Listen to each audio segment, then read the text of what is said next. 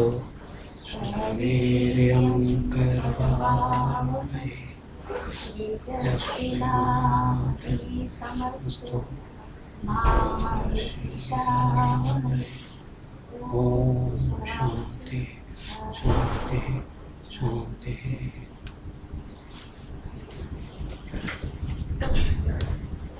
ये मंत्र जो है ये उपनिषद का ही मंत्र है और शिष्य और गुरु दोनों के एक साथ उनके जो क्रियाकलाप है उसके लिए कहा गया कि हम एक साथ रहें, एक साथ खाएं, एक साथ बैठें, एक साथ विचार विमर्श करें। ये इस चीज़ के लिए ये मंत्र है।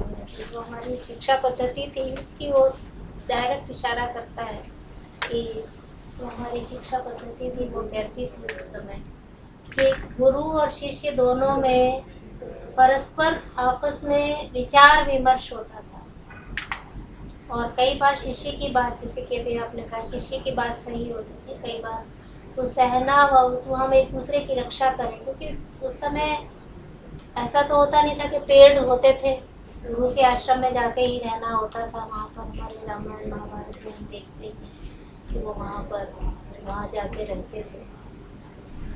इसीलिए ये मंत्र जो है वो बहुत मतलब इम्पोर्टेंट बताया गया कि गुरु और शिष्य दोनों जब तक एक ही विचारधारा में नहीं रहे तब तक ज्ञान की प्राप्ति नहीं हो सकती। एक ही विचार को उसी रूप में नहीं सोचेंगे, उसी रूप में उसका चिंतन नहीं करेंगे तब तक नहीं प्राप्ति हो सकती। इसलिए ज़रूरी है कि वो दोनों एक साथ एक ही रूप में और एक ही विचारधारा से सोचें, तभी उस कर्तव्य तक पहुँच सकते हैं। चलिए खैर आज अद्वैत वेदांत ये जो श्लोक अभी बोला था सहनाव अगर मुझे सही याद मतलब स्पेलिंग मिस्टेक ना हो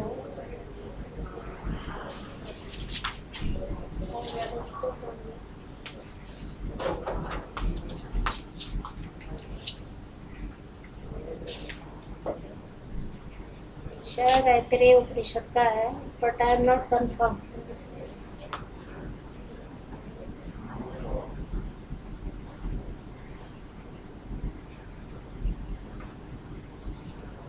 इसमें संधि करते हैं सह नव अवतु। नव माने हम दोनों एक दूसरे की रक्षा करें।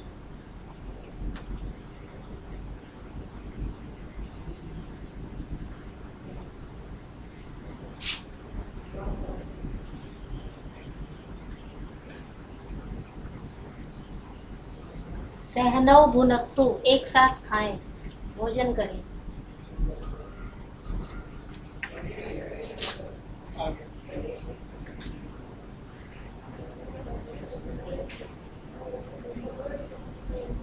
सह वीर्यं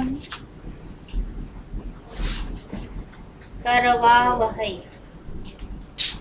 हम दोनों एक साथ वीर्य अर्थात शक्ति को प्राप्त करें, परीक्षा जो हमारे बल को प्राप्त करें।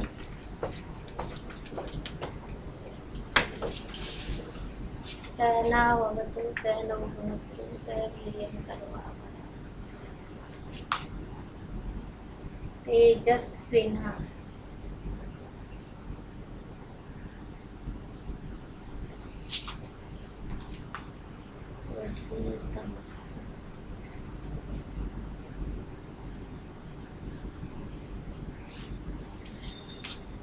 तेजस्वी बने और अवधीतमस्तु, हम इसी प्रकार से तेजस्विता के साथ अपने साथ एक दूसरे के अवधीत मतलब ज्ञान प्राप्त करें, शिक्षा प्राप्त करें।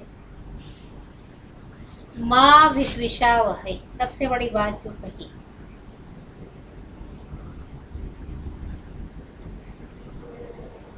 जो आज के युग में बहुत जरूरी है, वही माँ विद्विषावहै, कभी एक दूसरे से द्वेष ना करें, विद्वेष ना करें। आज के युग में हम ये चीज़ बहुत कम देखने को मिलती है कि गुरु का आदर, गुरु का सम्मान बहुत कम हो गया है। छोटे छोटे बच्चे स्कूलों में मतलब सही ना तो गुरु बच्चों के प्रति उतने उत्तरदायी रहे हैं और ना ही शिष्य जो है वो गुरु का आदर करता है, ये उसकी बात को मानता है। आजकल जैसे कि अभी बात हो रही थी गूगल की, कि गूगल से नॉलेज जब प्राप्त कर लेते हैं तो फिर वो टीचर की बात को आसानी से नहीं मानना चाहते और वो क्रॉस क्वेश्चनिंग क्लास में बहुत ज़्यादा होती है। तो किसी भी तरह से वो क्रॉस क्वेश्चनिंग से क्या होता है कि एक दूसरे के प्रति थोड़ा सा द्वेष सा पैदा होता है कि आपने मेरी बात नहीं मानी। हम लोगों का जो समय था, हम जब पढ़ते थे, टीचर ने जो कह दिया पत्थर की लकीर है, चाहे वो गलत कहें। कभी अगर हमें पता होता था कि हाँ यहाँ पर कुछ गलत है तो हम बड़े पोलाइटली जाकर उनके पास जाकर कहते थे। आजकल मैंने देखा है क्लास में वहाँ से बैठे बैठे ही वो मतलब किसी भी तरह से, और जो टीचर का जो एक सम्मान होना चाहिए, गुरु का जो सम्मान होना चाहिए वो नहीं हो पाता है। या तो आप ये कहें कि इसमें कमी टीचर की तरफ से भी है और शिष्य की तरफ से भी है। आज गुरु के पास देखिए पहले कुछ नहीं होता था, जहाँ तक मतलब मॉनिटरीली मैं जो बात कर रही हूँ कि मॉनिटरीली उसको कुछ नहीं होता था। उसके पास गांव में रहते थे या अपने आश्रम में रहते थे, जंगल में रहते थे, आवश्यकता के अनुसार जितना उन्हें भोजन चाहिए, पान चाहिए उतना ही होता था, उससे अतिरिक्त कुछ नहीं होता था, जंगल में ही जो मिलता था।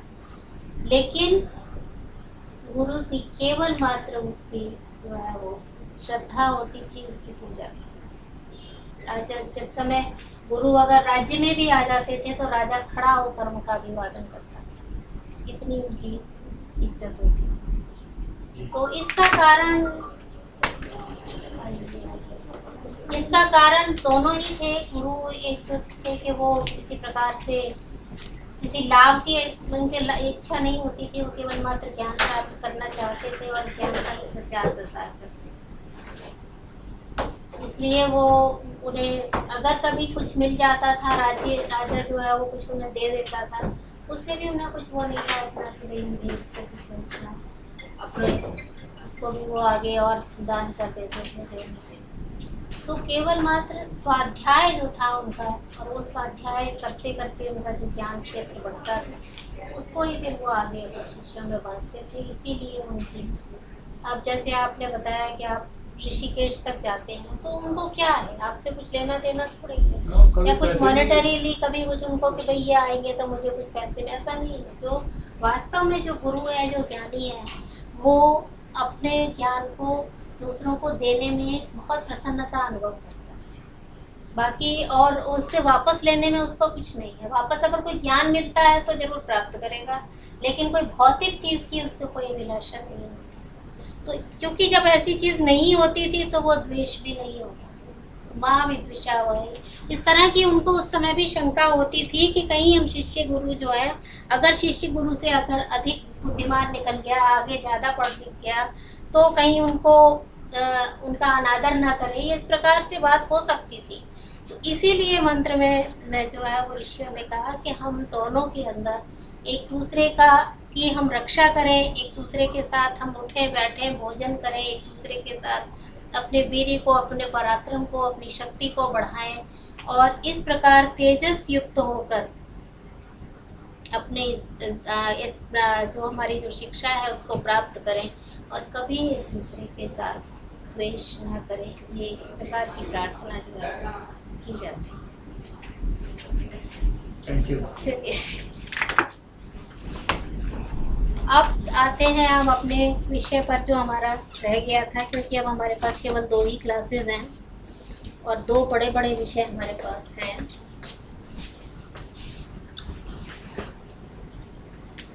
प्रश्न ये है, हम इस संसार को देखते हैं, हमारे चारों ओर जो ये संसार चित्र विचित्र असंख्य प्रकार के प्राणी हैं, असंख्य प्रकार की वस्तुएं हैं, कुछ रोज उत्पन्न होती हैं, कुछ रोज समाप्त हो जाती हैं।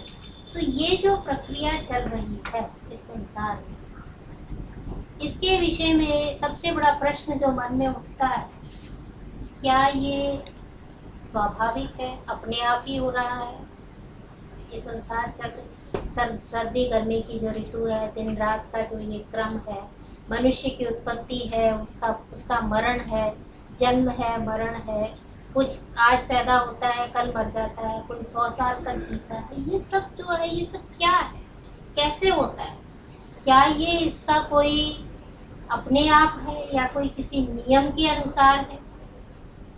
अगर नियम के अनुसार है तो इसको बनाने वाला कौन है, इसका कारण कौन है, क्या ये? तो इन सब प्रश्नों के उत्तर ढूंढने में ही हमारे भारतीय दर्शनों के, जो मैंने आपको पहले दिन बताए थे, जो अलग अलग नाम जो हो गए हमारे के, 3 आस्तिक नास्तिक दर्शन हो गए और 6 आस्तिक दर्शन, वो इन्हीं प्रश्नों को ढूंढने के कारण सब ने, क्योंकि मुंडे मुंडे मतिर भिन्ना, हर सिर में अलग बुद्धि होती है, हर एक की अपनी अपनी अलग बुद्धि है, तो हर एक ने अपने अपने अलग अलग ढंग से सोचा। किसी ने कहा, जैसे चारवाक है, चारवाक कहता है कि ये सृष्टि स्वाभाविक रूप से अपने आप चल रही है। एक बात जरूर सब मानते हैं, एक बात में सभी ये बात सहमत है कि ये सृष्टि अनादि है। कब बनी इसका कोई इतिहास, कोई डॉक्यूमेंट हमारे पास नहीं है। हमने सारे वेद पढ़े, पुराण पढ़े, कहीं भी इस तरह का उल्लेख नहीं आता कि सृष्टि कब बनी। हजारों साल, लाखों साल, कितना भी आप गिन लीजिए, लेकिन अंत में जाके फिर यही कहते हैं कि ये अनादि। अब जनरली क्या होता है कि जो चीज अनादि होती है वो अनंत भी होती है, इसको कभी आता नहीं। फिर हम देखते हैं हमारे मनुस्मृति आदि जो ग्रंथ है, हमारे पुराण आदि जो हैं, उनमें 2 चीज़ों का वर्णन आता है। सृष्टि होती है, फिर प्रलय होती है, समाप्त हो जाती है, फिर सृष्टि होती है, फिर प्रलय होती है, ये संसार चक्र चलता है। तो सृष्टि, फिर उस समय वो सृष्टि कैसे होती है, मतलब ये चक्र जो है वो अभी अनादिकाल से चल रहा है, उत्पन्न हुआ है। क्योंकि हम प्रतिदिन अपने जीवन में भी देखते हैं, जो चीज़ उत्पन्न होती है वो नष्ट अवश्य होती है, चाहे आज नष्ट हो, चाहे 10 दिन बाद हो, चाहे 100 साल बाद, कभी भी हो, लेकिन वो जो उत्पन्न हुआ है वो नष्ट होगा, ये बात सिद्धांततः है और हम देखते हैं इस चीज़। तो अब ये है कि सृष्टि है, प्रलय है, सृष्टि है, प्रलय है, तो ये सब क्या अपने आप चल रहा है या इसका कोई कारण है, कोई एक नियम है, कोई रूल है? और कारण है तो कौन सा कारण, कैसे होता है, क्या क्रम है इस सृष्टि का? ये 3-4 प्रश्न ऐसे हैं जो हर समय हमारे दिमाग में घूमते हैं कि क्यों, सबसे पहले क्या उत्पन्न हुआ, फिर उसके बाद क्या उत्पन्न हुआ, अगर सृष्टि प्रलय के बाद सृष्टि दोबारा प्रारंभ हुई तो सब इस प्रकार से किस क्रम से हुई? तो ये सब चीज़ें अलग, ये भी हमें अलग अलग मिलती हैं। क्योंकि जैसे नासदीय सूक्त मैंने आपको शायद पहले दिन भी बताया था, ऋग्वेद का नासदीय सूक्त है, वो कहता है कि जी पहले कुछ नहीं था, केवल एक अंधकार अंधकार था। ये प्रलय के बाद की अवस्था ही होगी निश्चित रूप से। केवल अंधकार था और क्या था, जल था, पानी ही पानी था। क्योंकि हमारे पुराणों में भी जो प्रलय का उल्लेख आता है वो सब यही आता है कि पानी पानी हो जाता है सब कुछ, और ये इस तरह से सारी सृष्टि जो है वो उसमें समा जाती है। तो वो जो जल था, उस जल में ही एक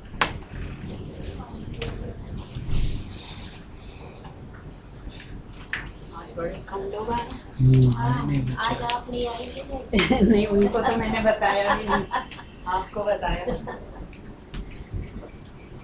ये निकाल दिया।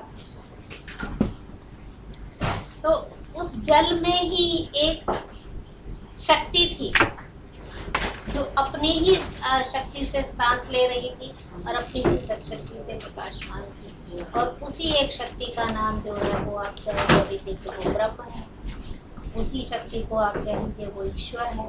अलग अलग लोगों ने उसको अलग अलग नाम दिए, अलग अलग बुद्धि के अनुसार। जैसे तो जो सांस ले रही थी, क्या पानी की सांस थी? क्योंकि नहीं, वो एक शक्ति थी, एक उसमें सांस में आनीदवातम स्वधयात, स्वधयात अपनी ही शक्ति से स्वदया तदेकम, कि वो अपना जो तुम्हें याद है वो था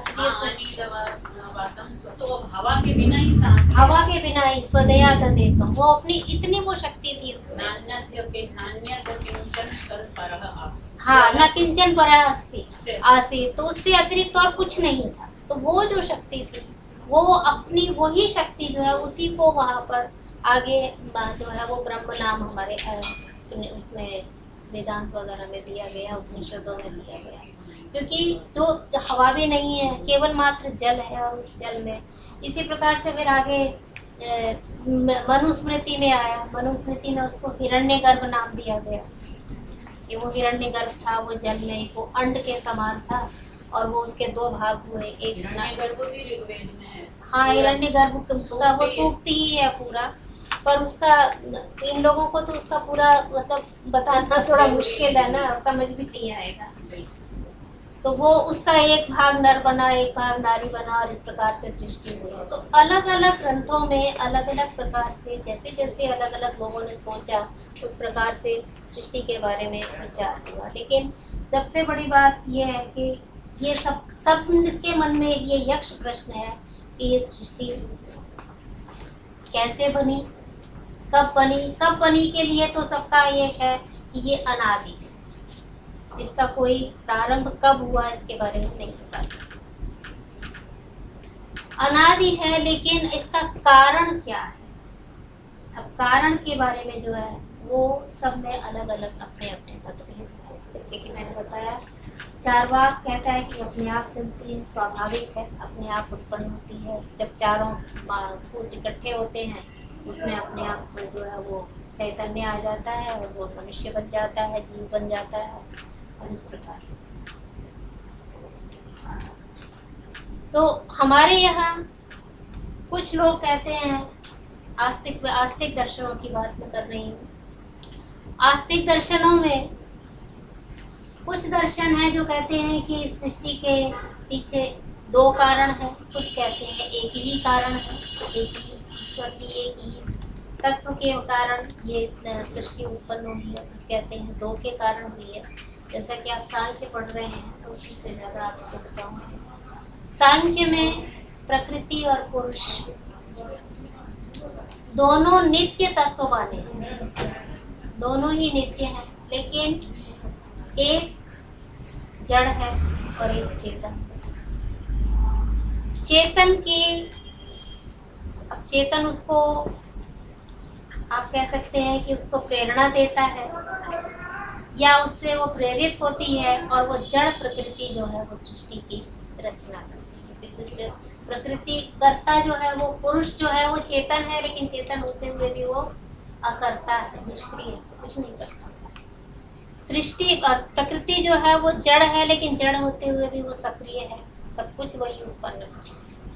थोड़े विरोधाभासी बातें हैं दोनों, लेकिन वो फिर उसके लिए उन्होंने बताया कि बिंब प्रतिबिंबवाद, जो उन्होंने बताया कि चेतन का प्रतिबिंब पड़ता है और वो स्वयं अपने आप को चेतनवती में अनुभव करती है, और फिर उसके बाद इस प्रकार की सृष्टि प्रारंभ होती है या सृष्टि की प्रक्रिया प्रारंभ होती है।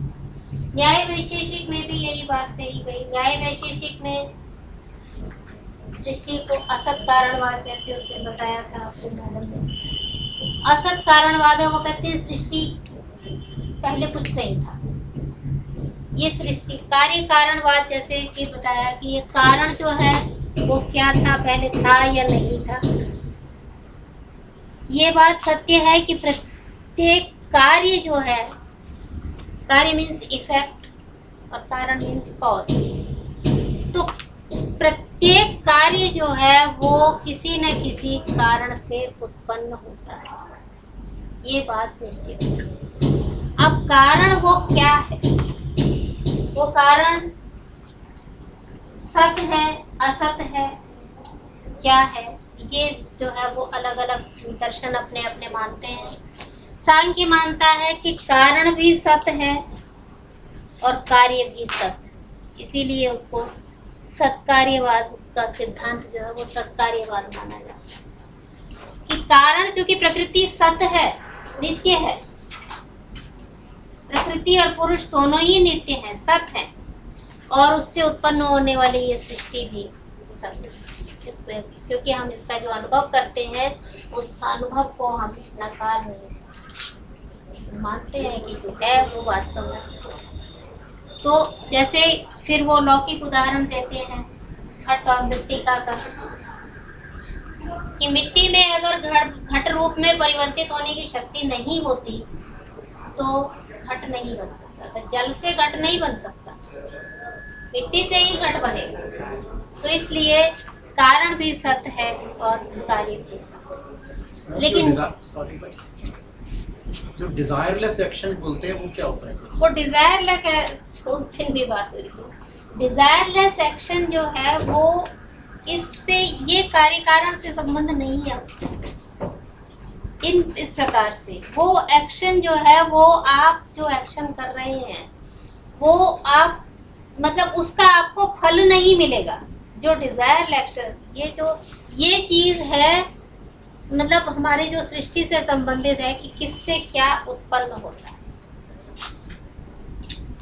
जैसे कि अभी घट से मृत्तिका बताया मैंने, या और भी उदाहरण है इस प्रकार के। तो लेकिन जो डिजायरलेस एक्शन है वो है कि आपने आज कुछ कार्य किया है और आप उसका फल चाहते हैं कि मुझे फल मिले। आपने किसी को, बहुत मतलब लौकिक उदाहरण, आपने किसी को अपने घर खाने पे बुलाया, बहुत अच्छा आपने खाना बनाया, सुबह से आप लगे हुए हैं और उसने आके भोजन किया, लेकिन एक बार भी ये नहीं कहा कि भोजन बहुत अच्छा था या आपने बहुत अच्छा बनाया या मुझे बहुत अच्छी तरह एंटरटेन किया। तो आपको बहुत बुरा लगता कि हमने तो सुबह से इतनी मेहनत की और इन्होंने इतना भी नहीं किया।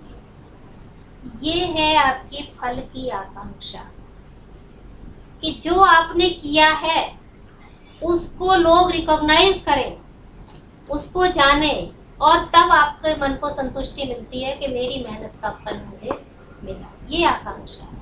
लेकिन जब आप आकांक्षा नहीं करते, डिजायर नहीं करते कि भाई मैंने जो कुछ किया ठीक है, मैंने अपनी इच्छा से बुलाया था किसी को और मैंने उसके लिए भोजन बनाया, अब उनको अच्छा लगा नहीं लगा ये उनके ऊपर है। ये है डिजायर। ये जो डिजायर वाली बात है ये इच्छा हुई ना, ये तो हाँ इच्छा है। ये कारण और कार्य का इससे कोई संबंध नहीं, ये एक अलग चीज है। कारण और कार्य वो एक अलग चीज है। वो डिजायर मीन्स आपकी इच्छा के साथ संबंधित है, और वो डिजायरलेस एक्शन जो है वो केवल आप मनुष्यों में ही ढूंढ सकते हैं उसको, पशु पक्षी और किसी प्राणी में नहीं हो सकता, क्योंकि इच्छा केवल मनुष्य में ही होती है और किसी में नहीं होती। ये जो है ये हर एक के ऊपर लागू होता है, हर चीज के ऊपर, चाहे वो चेतन है चाहे वो अचेतन है, हर वस्तु के ऊपर कार्य और कारण संबंध जो है वो लागू होता है, कॉज एंड इफेक्ट।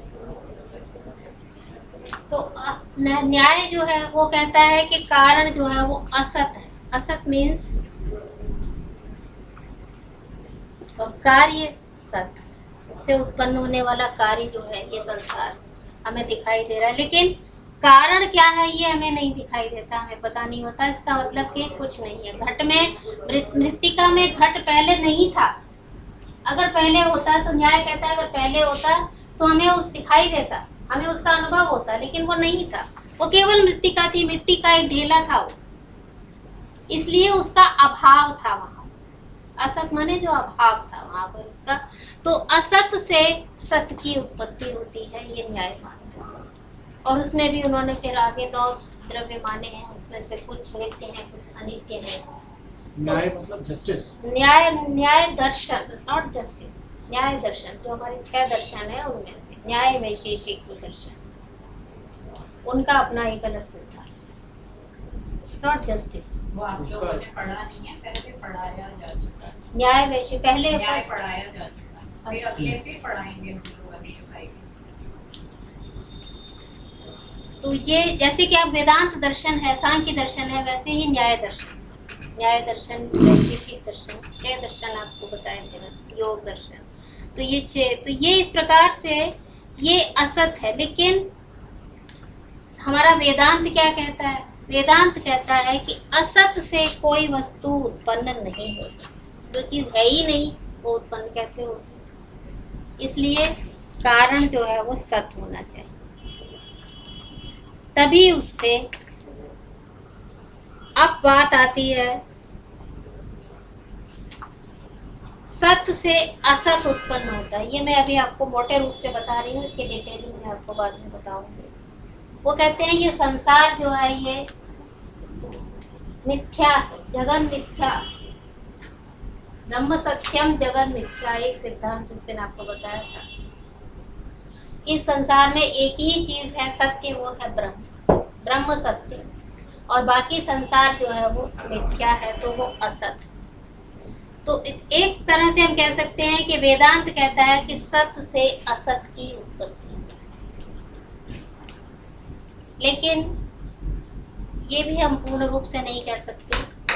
ये है उसकी पारमार्थिक दृष्टि, ट्रांसेंडेंटल जिसे आप कहते हैं, बिल्कुल पारमार्थिक दृष्टि से आप कह सकते हैं कि वो असत है, ये मिथ्या है। लेकिन जो हमारा जो रोजमर्रा का जो व्यवहार है,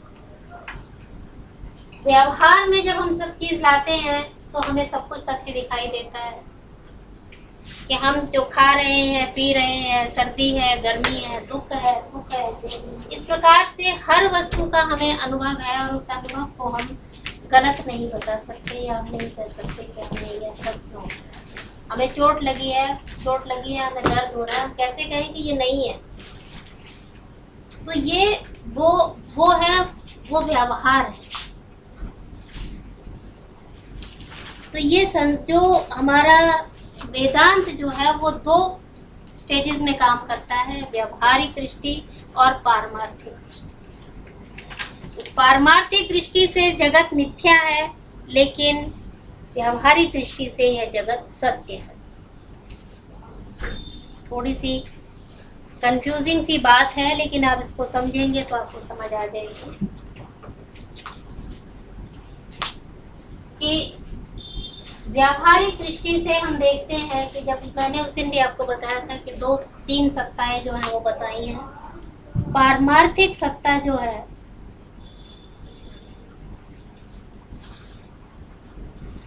पारमार्थिक माने परम अर्थ, जो परम अर्थ को अर्थात जो सबसे ऊपर जाके अंत में जो आपको प्राप्त होता है वो है पारमार्थिक, तो निश्चय रूप से, और ये है व्यवहार। तो जो ये निश्चय दृष्टि से जैन दर्शन में इसके लिए पारमार्थिक के लिए शब्द प्रयुक्त होता है निश्चय दृष्टि और व्यवहारिक दृष्टि। तो ये है हमारी निश्चय दृष्टि, पारमार्थिक की ये सत्य क्या है, और ये है व्यवहारिक जो हम रोज अपने जीवन में जिसका व्यवहार हम करते हैं। व्यवसायिक बुद्धि इसी को कहते हैं? नहीं, व्यवसाय मीन्स व्यापार, वो व्यापार, कोई व्यापार वाले को व्यवसायिकता। गीता में जो है व्यवसाय आदमी का। अच्छा, व्यवसाय आदमी का, वो तो व्यवसाय आदमी का तो वो है निश्चय आदमी का। अच्छा, इस अलग अलग शब्दों के अलग अलग शास्त्र में अध्यवसाय आदमी का, व्यवसाय आदमी का, ये सब जो है वो निश्चय के अर्थ में। और व्यवसाय अगर आप वैसे अर्थ ले तो व्यवसाय मीन्स व्यापार, जो आप हर शास्त्र के Business। अलग अलग परिभाषा। हाँ, अलग अलग एक ही परिभाषा, शब्द की अलग परिभाषा। अलग अलग परिभाषा। यहाँ पर ये तो बिल्कुल अपोजिट भी हो गई है। हाँ हाँ हाँ।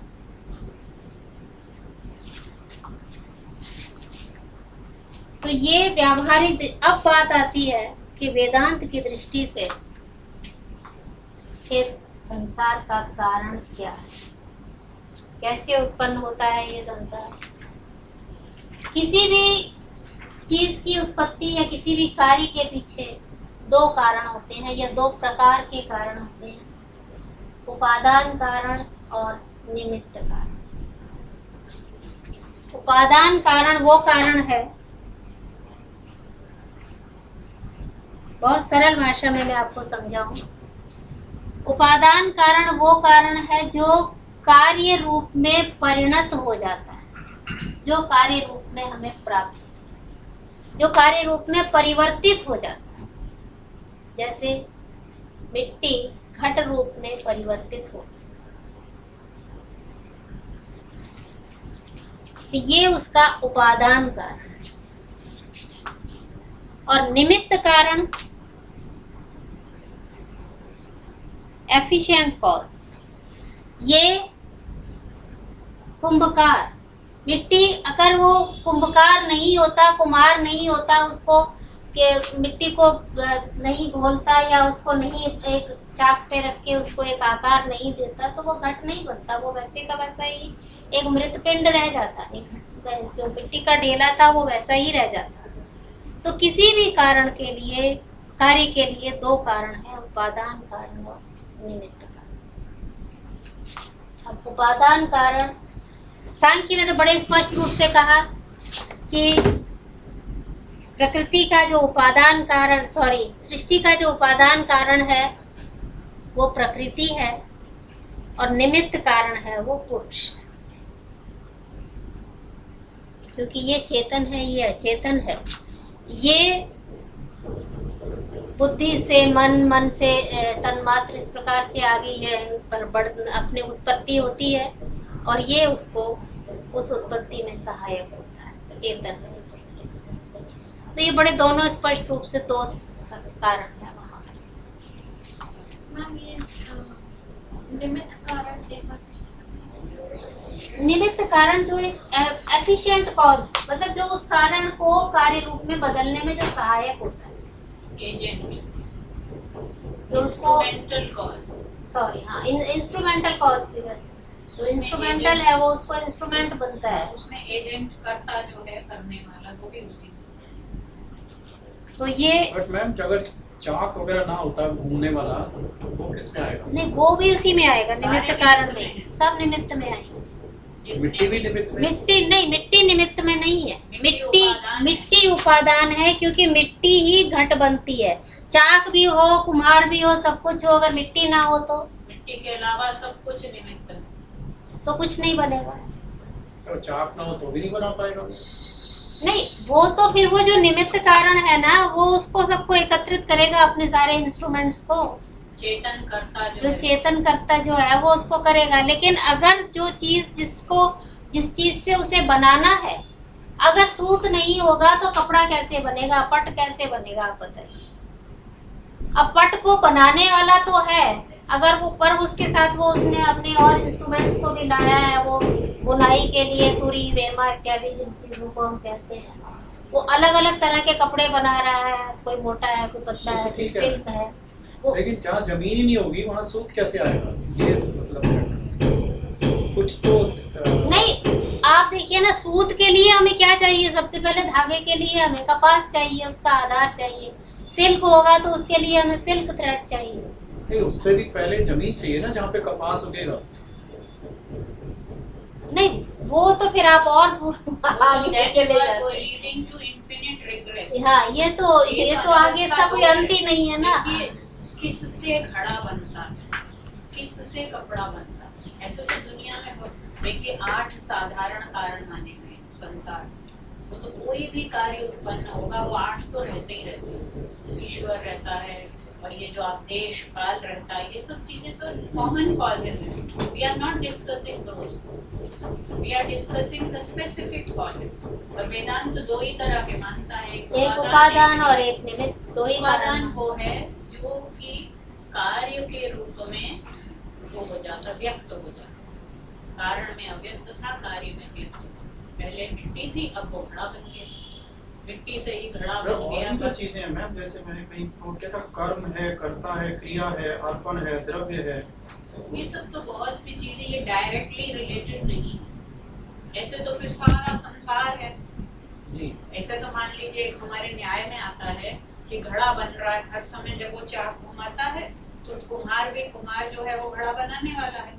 अब आप कुम्हार को कारण मानेंगे या उसके पिताजी वहाँ लेटे रहते हैं हर समय चारपाई पर, पिताजी कारण है, उनका घड़े के बनने से कोई संबंध नहीं डायरेक्ट। ये तो इन्फिनिटी के लिए चला। अगर वो आप कहेंगे कि अगर पिताजी नहीं होते तो वो कुम्हार नहीं होता, एक गधा खड़ा रहता है जिस पर वो मिट्टी तो ढोके वही लाता है ना। नहीं, ये सब उदाहरण दिए गए हैं न्याय में। हाँ। कि वो गधा खड़ा रहता है तो गधा भी तो कारण है, मिट्टी तो वही मिट्टी तो वही लाया है। होता मिट्टी तो कार में भी आ हाँ। सकती थी, रिक्शा में भी आ सकती थी। हमें मिट्टी से मतलब है क्योंकि घड़े का डायरेक्ट रिलेशन इससे। These are all indirect things which are not related to our discussion. अगर आप ये सब करेंगे तो इसको हमारे सारे दर्शन दोष मानते हैं। इसको कहते हैं infinite fallacy of infinite regress, कि आप अनवस्था, फिर तो आप कहीं लॉजिकली पहुंचेंगे ही नहीं किसी कंक्लूजन। जैसे मैंने अभी कहा, जो कार्य रूप में परिवर्तित हो गए, व्यक्त हो बाकी चीजें तो परिवर्तित नहीं होंगी, मिट्टी ही परिवर्तित होगी। हाँ एग्जैक्टली, वेरी गुड। ठीक। बाकी तो पिताजी लेटे हैं तो लेटे, ना भी लेटे रहें तो कोई फर्क नहीं, पिताजी ना रहें तब भी घड़ा बनेगा। लेकिन मिट्टी नहीं होगी तो नहीं बन सकती। नहीं बनेगी। मिट्टी चाहिए, चाक चाहिए, डंडा चाहिए, कुम्हार चाहिए, पानी चाहिए। तो ये मिट्टी सब के अतिरिक्त बाकी सारी चीजें निमित्त कारण में आ जाती है। ये सारे ऑक्सिलियरी फैक्टर्स, जी। ये डायरेक्ट कॉजेज नहीं है।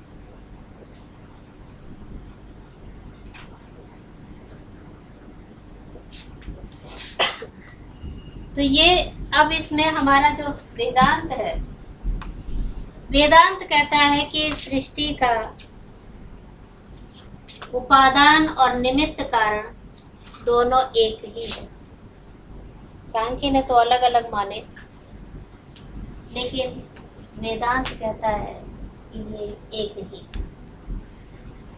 एक ही उपादान कारण भी वही है और निमित्त कारण भी वही है। जैसे कि आपको उदाहरण भी मैंने दिया था, यशोर्णनाभि सृजते गणते च। जैसे मकड़ी जो है, मकड़ी जब जाला बनाती है, कभी आपने देखा होगा उसको, तो जाला बनाने के लिए वो जो उसको रॉ मटेरियल चाहिए, वो रॉ मटेरियल कहीं और से नहीं लाती, वो अपने ही मुंह से निकालती है उसको। एक वो लार सी उसके मुंह से निकलती है और उसको वो खींचती है, तो वो एक छोटे पत्ते से तार में परिवर्तित हो जाता है। तो वो जो जाला बनाने के लिए जो उसको चाहिए मटेरियल, वो अपने ही आप शरीर से उत्पन्न करती है और अपने ही पैरों से उसको, उस जाले को बनाती है, फिर अपने में ही निकल लेती है। अपने में ही वो उसको खा लेती है बाद में, बना जब वो खराब हो जाता है या पुराना हो जाता है जैसे। तो ये जो चीज है, जिस प्रकार से मकड़ी जो है वो उपादान और निमित्त दोनों कारण है, इसी प्रकार से ब्रह्म जो है वो इस सृष्टि का निमित्त और उपादान दोनों कारण है। ये दृष्टि है हमारी पारमार्थिक दृष्टि। अब इस तक पहुंचने के लिए हम थोड़ा सा पहले और चीजों को देखेंगे। मैं केवल अभी आप इस चीज को देख लीजिए कि हमें कहाँ तक पहुंचना है। 3-4 शब्द हम वेदांत में देखते हैं। शब्द मैं इसलिए कहूंगी क्योंकि ये तत्व अलग अलग नहीं है। एक है ब्रह्म, एक है आत्मा, एक है जीव और एक है ईश्वर। ये 4 शब्द जो है वो हमें प्राप्त होते हैं। पारमार्थिक दृष्टि से ये चारों एक ही हैं, लेकिन कहाँ कहाँ इनमें थोड़ा हमें अंतर दिखाई देता है, वो हम जिसको देखते हैं। ब्रह्म क्या है? ब्रह्म के बारे में अब तक मैं कई बार आपको बता चुकी हूँ कि ब्रह्म जो है वो एकमात्र सत्य है। ब्रह्म निर्गुण है, निराकार है। ये सारी विशेषताएं आप इसकी याद कर लीजिए। निर्गुण, निराकार, निर्विशेष, अविनाशी, कूटस्थ। कूटस्थ नित्य है, यानी वो कभी भी नष्ट नहीं होता तीनों कालों में। जैसे कि कूट को की जो है कूट कहते हैं, पर्वत जैसे होता है। पर्वत के कहीं अपने एक स्थान से दूसरे स्थान पर हिलता नहीं, वहीं रहता है। तो वो कूटस्थ है, वहीं की वहीं रहता है, वो अपने परिवर्तित नहीं होता, उसमें कोई विकार नहीं होता। किसी प्रकार अविकारी है वो, कोई विकार नहीं उसमें उत्पन्न होता है, ना वो घटता है ना वो बढ़ता है। तो ये जो है ये विशेषताएं ब्रह्म की मालूम है। अब अगर ब्रह्म इस प्रकार का है, परिवर्तित नहीं होता है, न घटता है न बढ़ता है, ना उसमें किसी प्रकार का कोई ऐसी कोई कला है, उसमें निष्कल भी कहा गया है ब्रह्म को, कि कोई ऐसी उसके अंदर कोई कला नहीं है कि वो अपने हाथ पैरों से किस प्रकार से कोई नई चीज बना सके। तो इस प्रकार का ब्रह्म जो है वो किस प्रकार से उपादान और निमित्त कारण हो सकता है? इस सृष्टि को कैसे उत्पन्न करेगा अगर वो उसमें कोई परिवर्तन नहीं हो सकता, कोई उसमें क्रिया नहीं होती, किसी प्रकार की कोई क्रिया नहीं, निष्क्रिय है वो। तो वो इस प्रकार ये उपादान और निमित्त दोनों ही कारण वो कैसे हो सकता है? तो हम चलिए इस चीज को छोड़ देते हैं यहीं पर कि अगर हम इस चीज को नहीं मानते, हम दूसरा शब्द लेते हैं आत्मा। आत्मा जो हमें प्राप्त होता है, पारमार्थिक दृष्टि से अगर हम देखें तो आत्मा और ब्रह्म एक ही है। आत्मा की परिभाषा वेदांत की जो विशेषताएं हैं, और नॉट परिभाषा, आत्मा की जो विशेषताएं हैं वो वेदांत सार के मंगलाचरण में बहुत अच्छी तरह से बताई हैं। अखंडम सच्चिदानंदम अवांग मनस गोचरम, कि आत्मा क्या है? अखंड है, जिसके खंड नहीं किए जा सकते, जिसको बांटा नहीं जा सकता, एक है। सबसे बड़ी बात है कि वो एक है। सच्चिदानंदम, सच्चित और आनंद है, उसका स्वरूप जो है वो सत है अर्थात तीनों कालों में रहता है, चित है अर्थात चेतन है, और आनंद स्वरूप है। ये उसका स्वरूप है, इसके गुण नहीं है। देखिए दो चीजें होती हैं, एक गुण होता है, एक स्वभाव होता है या स्वरूप होता है। जल का स्वभाव क्या है? शीतलता। और अगर वो जल को गर्म कर दिया जाए तो वो गर्म जल जो है वो उसमें गर्मी जो आई, उसमें जो उष्णता आई, वो उसका गुण है, आगंतुक गुण है, किसी और कारण से उसके अंदर वो आए। लेकिन फिर भी अगर वो गर्म जल भी किसी जलती हुई चीज पर डाल दिया जाए, अग्नि पर डाल दिया जाए, तो वो उसको शीतल कर देता है, शांत कर देता है। तो उसका अपना जो स्वभाव है वो कभी भी किसी भी अवस्था में परिवर्तित नहीं। इसी प्रकार से ये सत, चित और आनंद जो है ये आत्मा का स्वभाव है, स्वरूप। अखंडम सच्चिदानंदम अवांग मनस गोचरम, ये स्वभाव है, सॉरी अखंड स्वभाव स्वरूप एक ही बात। स्वस्य रूप है, स्वस्य भाव है, अपना भाव, अपना स्वरूप। तो स्थायी गुण को ही स्वभाव कहते हैं कि स्वभाव उससे कुछ अलग? गुण से बोलो, स्थायी गुण है उसी को स्वभाव कहते हैं, स्वभाव उससे भी कुछ अलग होता है? स्थायी नहीं है, वहाँ काल है ही नहीं, सतत है, नित्य है। गुण गुण ही नहीं है, वो गुण नहीं है। जो गुण है वो तो आते जाते रहते हैं। गुण नहीं है, गुण गुण कभी भी स्थायी नहीं रह सकते। अच्छा, हाँ, तो परिवर्तन गुण जो है स्थायी नहीं रह सकते, लेकिन स्वभाव कभी परिवर्तित नहीं होता। अवांग मनस गोचर है, अर्थात मन और वाणी के द्वारा उसको व्यक्त नहीं किया जा सकता, बताया नहीं जा सकता। मन और वाणी उस तक नहीं पहुंच सकते। अवांग मनस गोचरम, वाक और मन जो है वो उस तक नहीं पहुंच सकते, यानी उसका वर्णन नहीं कर सकते। अवांग मनस गोचरम में लिख देती हूँ। अवांग मनस गोचर,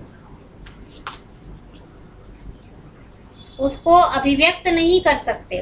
वाणी और मन जो है वो उसको ग्रहण नहीं कर सकते, उसका वर्णन नहीं कर सकते। इस प्रकार से क्यों? क्योंकि वो अभिव्यक्त नहीं, वो व्यक्त नहीं है, वो अव्यक्त है। ब्रह्म जो आत्मा जो है वो अव्यक्त है। उसका स्वरूप आप कोई कहे कि आप उसको हाथ में लेकर दिखाइए कि वो ऐसा लंबा है, चौड़ा है, गोल है, मोटा है, इस प्रकार से आप उसको नहीं बता सकते। कोई भी उसका रूप नहीं है, कोई आकार नहीं है, निराकार है, निर्गुण है, निराकार है, इसलिए उसका किसी भी प्रकार से वर्णन नहीं किया जा सकता। और आत्मानम अखिलम आधारम, एक और चीज उसने बताई, अखिलम आधारम, संपूर्ण सृष्टि या संपूर्ण जगत का वो आधार है। ये विशेषताएं जो है ये उसमें वेदांत सार के मंगलाचरण में ये आत्मा के बारे में बताई गई। मैंने आपको इसलिए बताया क्योंकि इससे स्पष्ट और अधिक विशेषताएं आपको और कहीं शायद ना मिल पाए। कि अखंडम सच्चिदानंदम, पूरा का पूरा श्लोक लिखूं क्या मैं आपको, या आप लिख लेंगे अपने आप? बोल देंगे तो लिख लेंगे। अखंडम सच्चिदानंदम, इसको आप अखंडम सच्चिदानंदम, इनको इकट्ठा कर दीजिए संधि करके। पेन दूसरा दे देंगे। सच्चिदानंदम सच्चिदानंदम अवांग मनस गोचरम, ये वाला नीचे वाला शब्द लिख लीजिए। मनस गोचरम।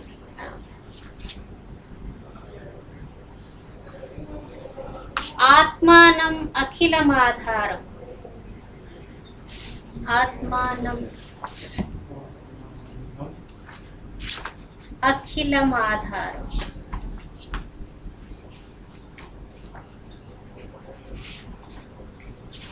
आश्रय अभीष्ट सिद्ध है। आचार्य ने स्वयं कहा है कि मैं उसका आश्रय लेता हूँ अपने अभीष्ट की सिद्धि के लिए, अपने कार्य की संपन्नता के लिए।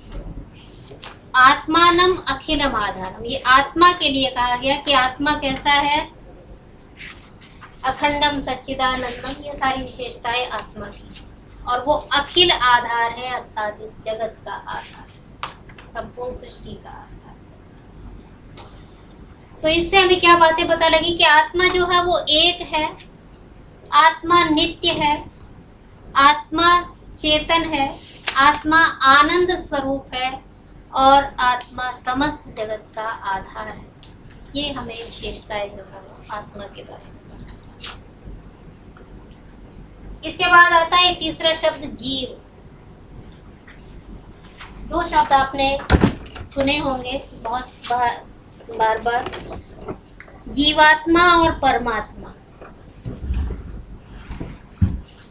जीव जो है, जीव क्या है? परमात्मा शब्द जो है वो परमात्मा है, और जीवात्मा जो है वो जीव रूपी जो आत्मा है, जीव के रूप में जो आत्मा है वो जीवात्मा है। और महात्मा क्या है? महान आत्मा, महान व्यक्ति, महात्मा महान। उसके बीच में। हाँ। तो ये परमात्मा जो है, इसके लिए इसका जो अर्थ लिया जाता है वो ईश्वर के लिए किया जाता है, और जीवात्मा जो है वो साधारण संसारी जीवों के लिए किया जाता है। जीवात्मा ही से, यानी दोनों आत्मा ही है वैसे वास्तव में, इसीलिए कहा कि दोनों एक ही हैं। कैसे हैं अभी और देखेंगे हम इसको। तो जीव क्या है? जीव के बारे में आचार्य शंकर ने खुद कहा है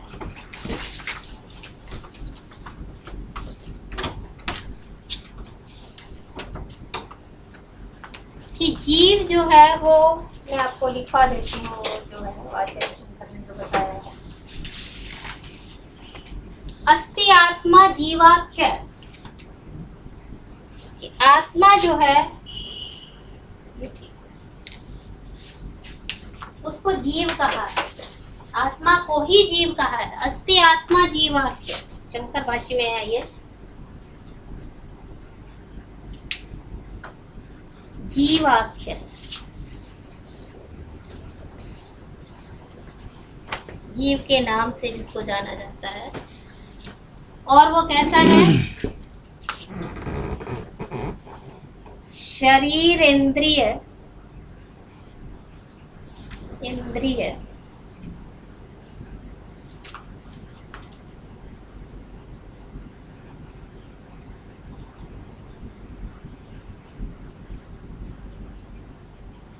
बहुत स्पष्ट परिभाषा दी है। शरीर इंद्रिय पंजराध्यक्ष,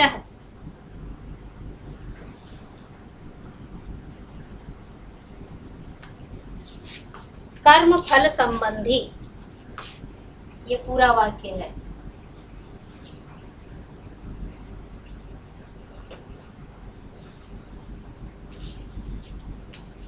कि आत्मा ही जो है वो जीव के नाम से जाना जाता है।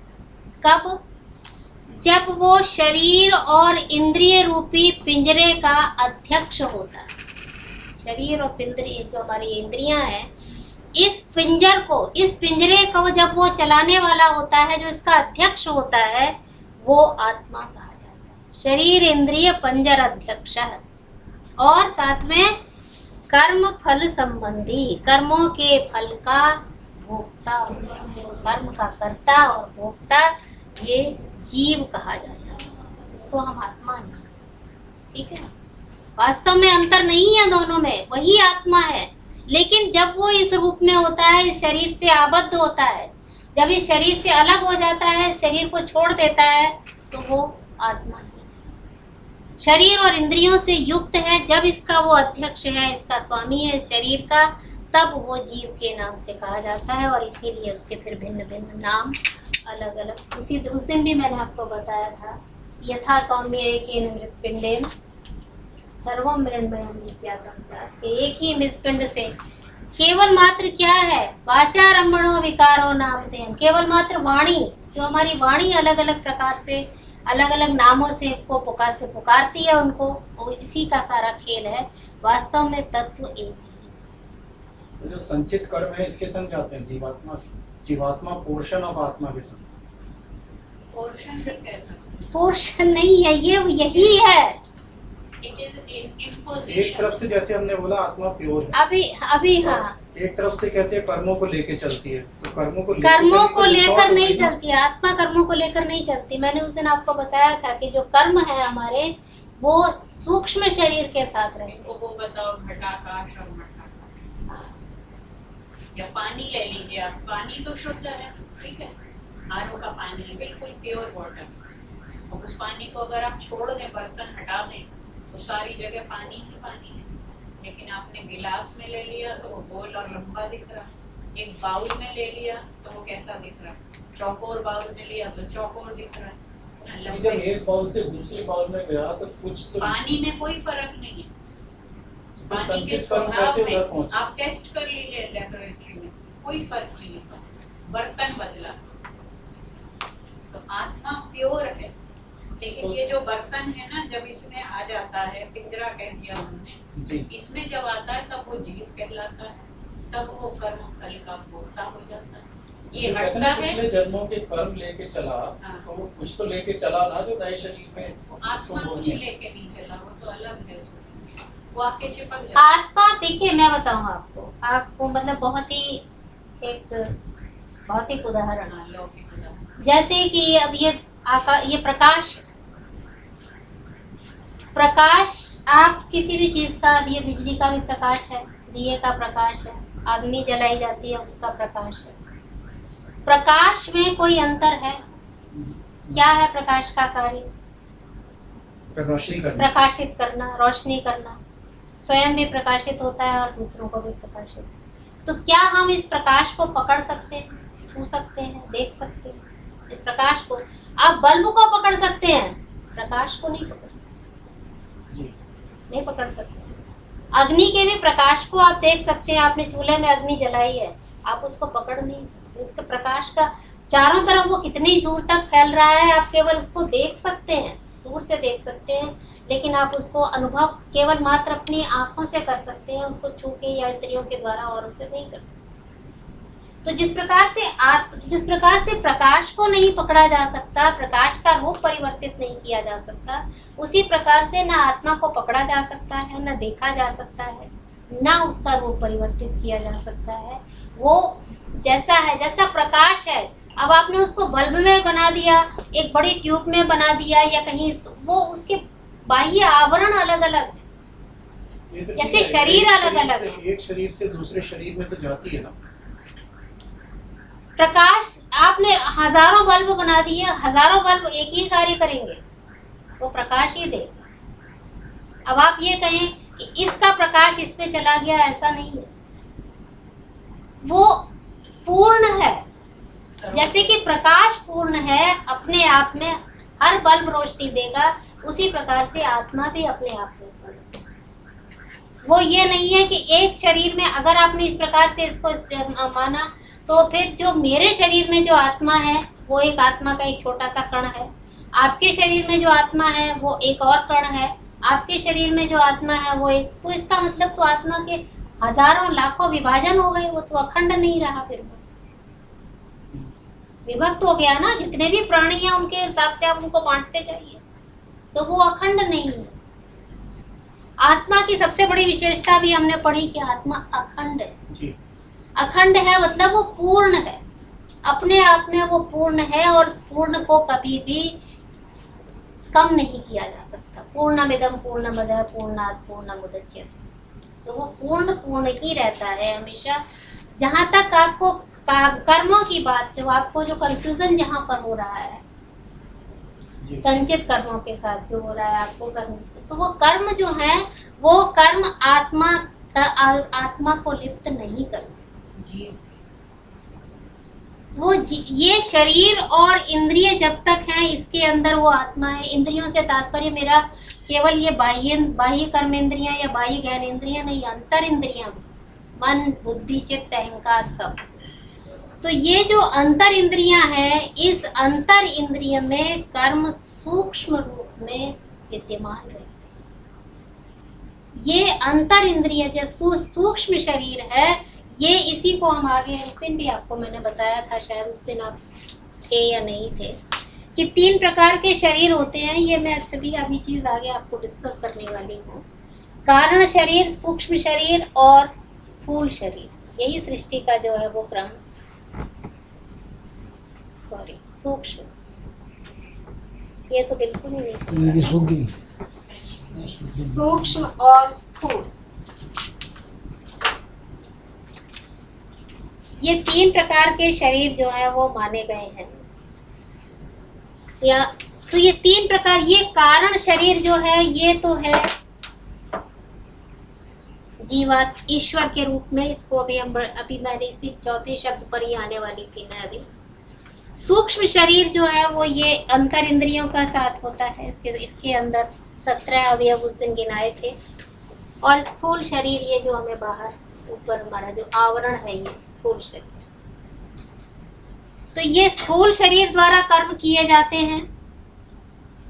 कर्मों का स्थूल रूप समाप्त हो जाता है। आपने भोजन किया, स्थूल रूप से खत्म हो गया भोजन। अब उस भोजन का जो परिणाम है आगे आपके स्वास्थ्य में वृद्धि, वो परिणाम सूक्ष्म है, वो आपको दिखाई नहीं दे रहा।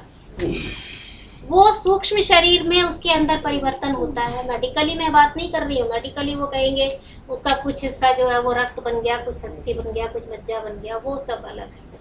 लेकिन हमारे फिलोसफिकली जो है वो स्थूल कर्म सूक्ष्म रूप में परिवर्तित रह जाते हैं। स्थूल रूप तो समाप्त हो जाता है और वो सूक्ष्म रूप हमारे अंतःकरण में या सूक्ष्म शरीर में रहते हैं। इसका मुख्य अंश जो है वो अंतःकरण है। इंद्रियां भी सूक्ष्म होती हैं, ये भी आप चीज को समझने में थोड़ी दिक्कत होगी कि इंद्रियां सूक्ष्म कैसे होती हैं। ये इंद्रियों का भी सूक्ष्म रूप है।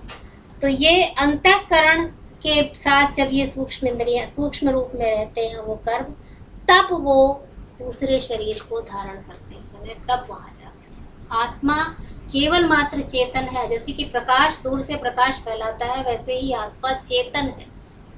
सिर्फ चैतन्य उसका कार्य है कि जब तक आत्मा नहीं होगा ये अंतःकरण के सूक्ष्म कर्म कुछ नहीं कर सकते। वो व्यक्ति दूसरा जन्म नहीं ले सकता जब तक कि उसके अंदर आत्मा का चैतन्य नहीं। चैतन्य होना आवश्यक है। तो जब तक कि आप इस कमरे को खूब सजा लीजिए, खूब अच्छा कर लीजिए, लेकिन जब तक इसमें प्रकाश नहीं होगा आपको कुछ नहीं होगा। केवल मात्र आत्मा या चेतन की आवश्यकता है, तब आपको इस शरीर के अच्छे या बुरे कर्म जो है इसके वो अभिव्यक्त हो सकते हैं। तो ये एक बिल्कुल भिन्न चीज है जो बिल्कुल निर्लिप्त है, किसी प्रकार से उसका कोई संबंध नहीं है। और ये जो है वो कर्म जो है वो इसके द्वारा किए जाते हैं, कर्मों के द्वारा, शरीर के द्वारा, इंद्रिय के द्वारा, और वो यहीं पर रहते हैं इनका सूक्ष्म रूप। और फिर मृत्यु के बाद वो सूक्ष्म शरीर ही दूसरे स्थूल शरीर में प्रवेश करता है, वहीं पर हो जाता है। इसीलिए उसको जो है वो कहा, आपने सांख्य में तो बड़ा स्पष्ट रूप से कहा गया है कि स्थूल शरीर के बिना सूक्ष्म शरीर नहीं रह सकता और सूक्ष्म शरीर के बिना स्थूल शरीर नहीं रह सकता। दोनों को एक दूसरे की आवश्यकता है।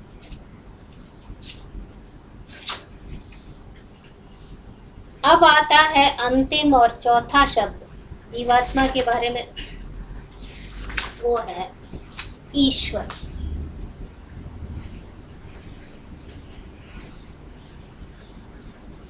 ईश्वर क्या है?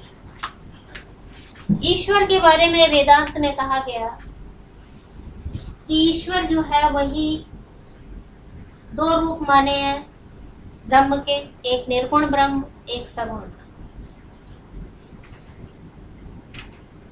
आचार्य शंकर ने स्वयं कहा है उन्होंने कि द्विविधम ही ब्रह्म आख्याते। तो ब्रह्म जो है वो दो प्रकार का कहा गया है। कैसे? एक जो है वो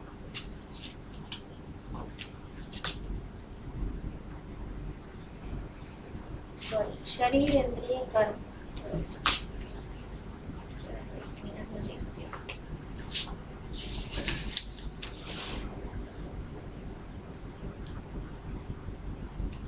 हाँ,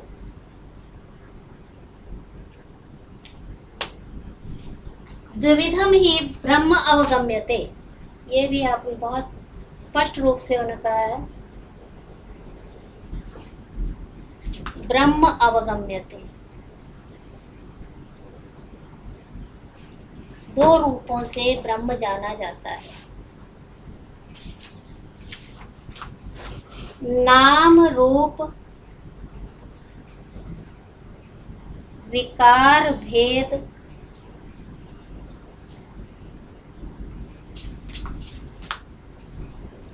उपाधि विशिष्टम।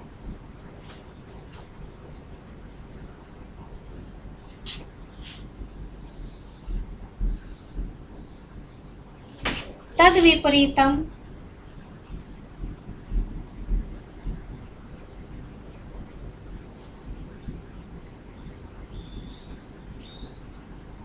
सर्वोपाधि विवर्जितम। देखिए इतने इससे अधिक स्पष्ट शब्दों में और कहीं आपको नहीं मिल सकता। ब्रह्म जो है वो दो प्रकार का कहा जाता है, माना जाता है नहीं, कहा जाता है एक ही वो निर्गुण ब्रह्म। लेकिन उसको हम क्यों मानते हैं ये भी उन्होंने आगे स्पष्ट किया है। नाम रूप विकार, नाम रूपों के अलग अलग जो हमें चीजें दिखाई देती हैं, कि उनका नाम अलग है, रूप अलग है, अलग अलग जो चीजें हैं, उन सभी उपाधियों से एक विशिष्ट है और वो कहलाता है सगुण।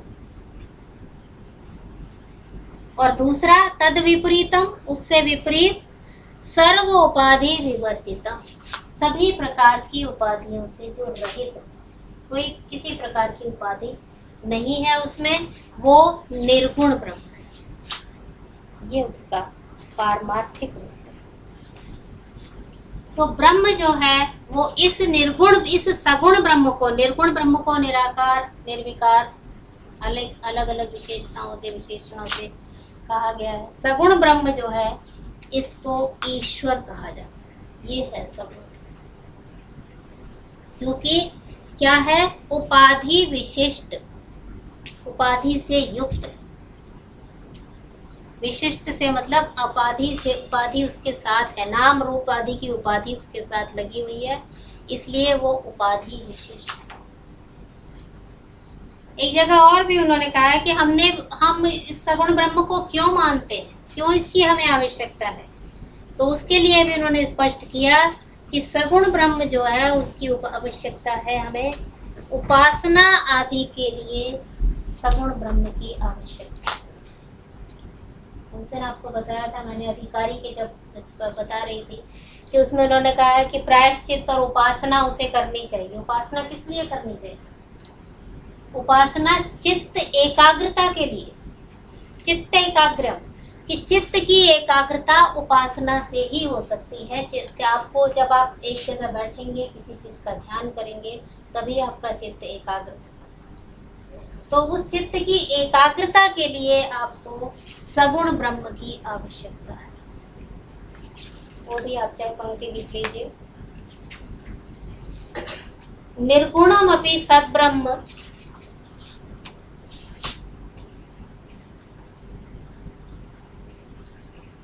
कि ब्रह्म निर्गुण होते हुए भी सत ब्रह्म जो सत्य है, नित्य है, निर्गुणमपि सत ब्रह्म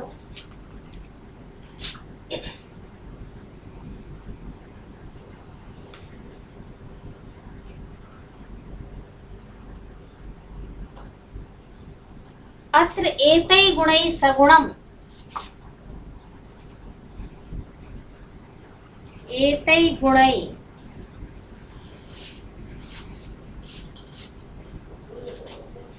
सगुणम् उपासनार्थम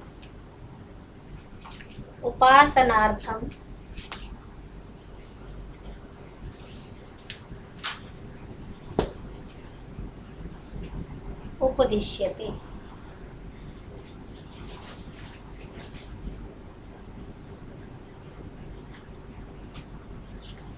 कि निर्गुण होते हुए भी वह सद्ब्रह्म इन सब गुणों से युक्त सगुण कहा जाता है, इसलिए उपासनार्थम। यानी आचार्य शंकर यद्यपि अंत में उपासना को भी नहीं मानते हैं, लेकिन उस अवस्था तक पहुंचने के लिए, उस ब्रह्म के रूप को जानने के लिए, उस ब्रह्म स्वरूप में लीन होने के लिए उपासना की आवश्यकता होती है।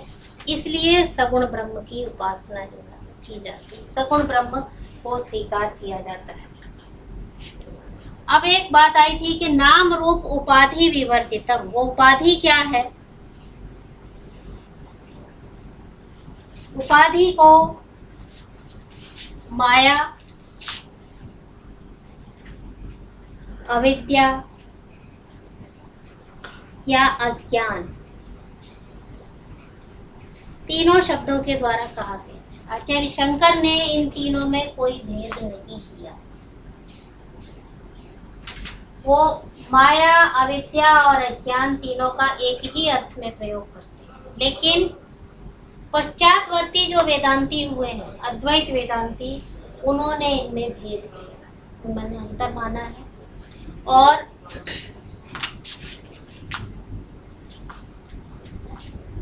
अंतर में उन्होंने कहा है कि अज्ञान है, अज्ञान की परिभाषा उस दिन मैंने आपको दी थी, सदसद्भ्याम अनिर्वचनीयम आदि।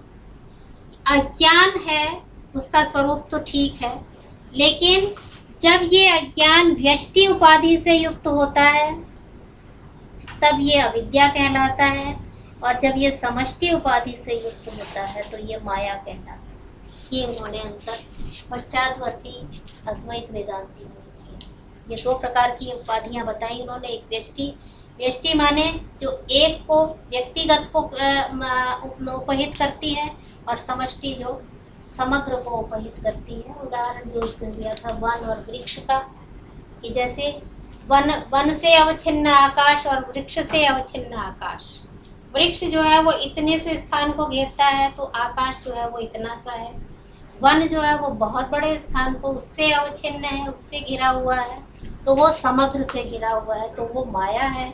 और ये आचार्य शंकर ने इन तीनों में कोई अंतर नहीं माना है, वो तीनों इसको जैसे पहले सब लोग मानते थे कि सूरज ही चक्कर लगाता है पृथ्वी के, तो वो समष्टि वाला था। समष्टि मीन्स दिस होल यूनिवर्स आप कह सकते हैं। अच्छा, समष्टि समग्र सारा।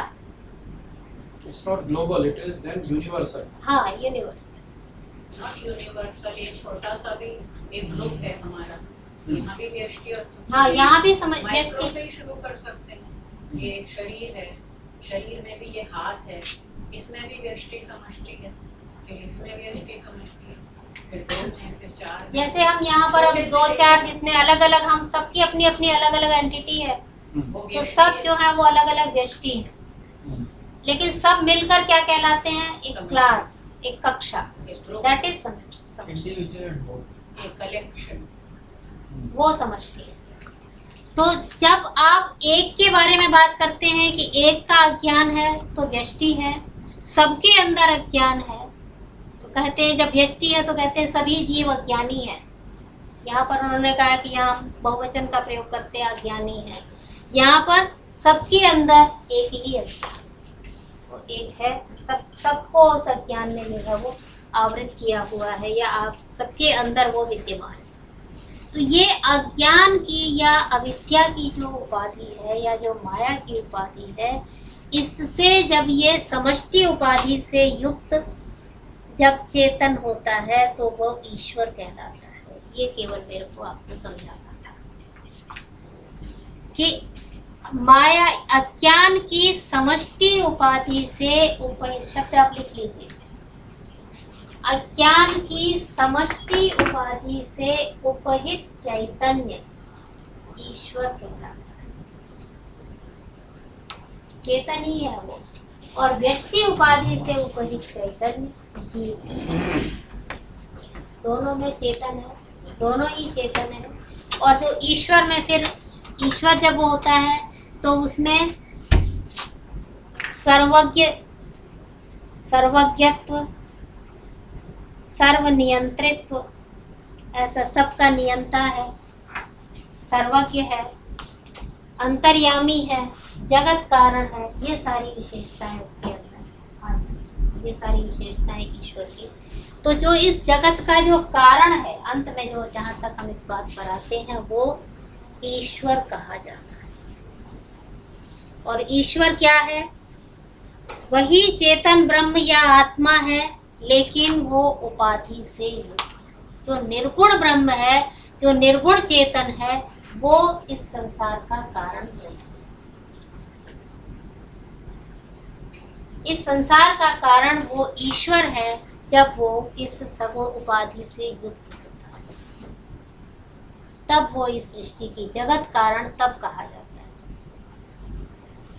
रामानुज का जो दर्शन है, रामानुज ने वहाँ सगुण निर्गुण का भेद ही नहीं माना, वो केवल मात्र सगुण ब्रह्म को ही मानते। उनके हिसाब से निर्गुण ब्रह्म है ही नहीं, और वही जो है वो सर्वज्ञ है, सर्वनियंता है, सर्व कारण है, कृपालु है, और उसी की उपासना करनी चाहिए। इस प्रकार से वो जब वो अभी अव्यक्त नहीं होता है, जब वो इस संसार के रूप में व्यक्त नहीं होता, जब ये सगुण ब्रह्म संसार के रूप में व्यक्त नहीं है, तो वो कारण ब्रह्म है। वो दो प्रकार से उसको बताते हैं। और जब वो संसार के रूप में व्यक्त हो गया, तो वो कार्य ब्रह्म है। ये रामानुज के मत के अनुसार विशिष्टाद्वैत जिसे हम कहते हैं। आचार्य रामानुज ने जो विशिष्टाद्वैत का सिद्धांत दिया, उसमें वो दो प्रकार के ब्रह्म मानते हैं, कारण ब्रह्म और कार्य ब्रह्म।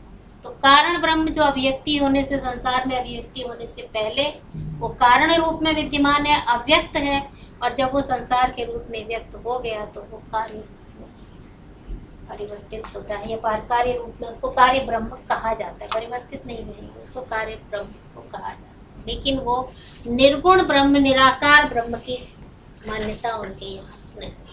निर्गुण ब्रह्म केवल अद्वैत वेदांत में कहा गया है। आचार्य शंकर ने इसको स्वीकार किया। और दोनों के अनुसार ये दोनों ही कारण, उपादान और निमित्त नहीं, हाँ, ये उपादान और निमित्त कारण ये दोनों ही है।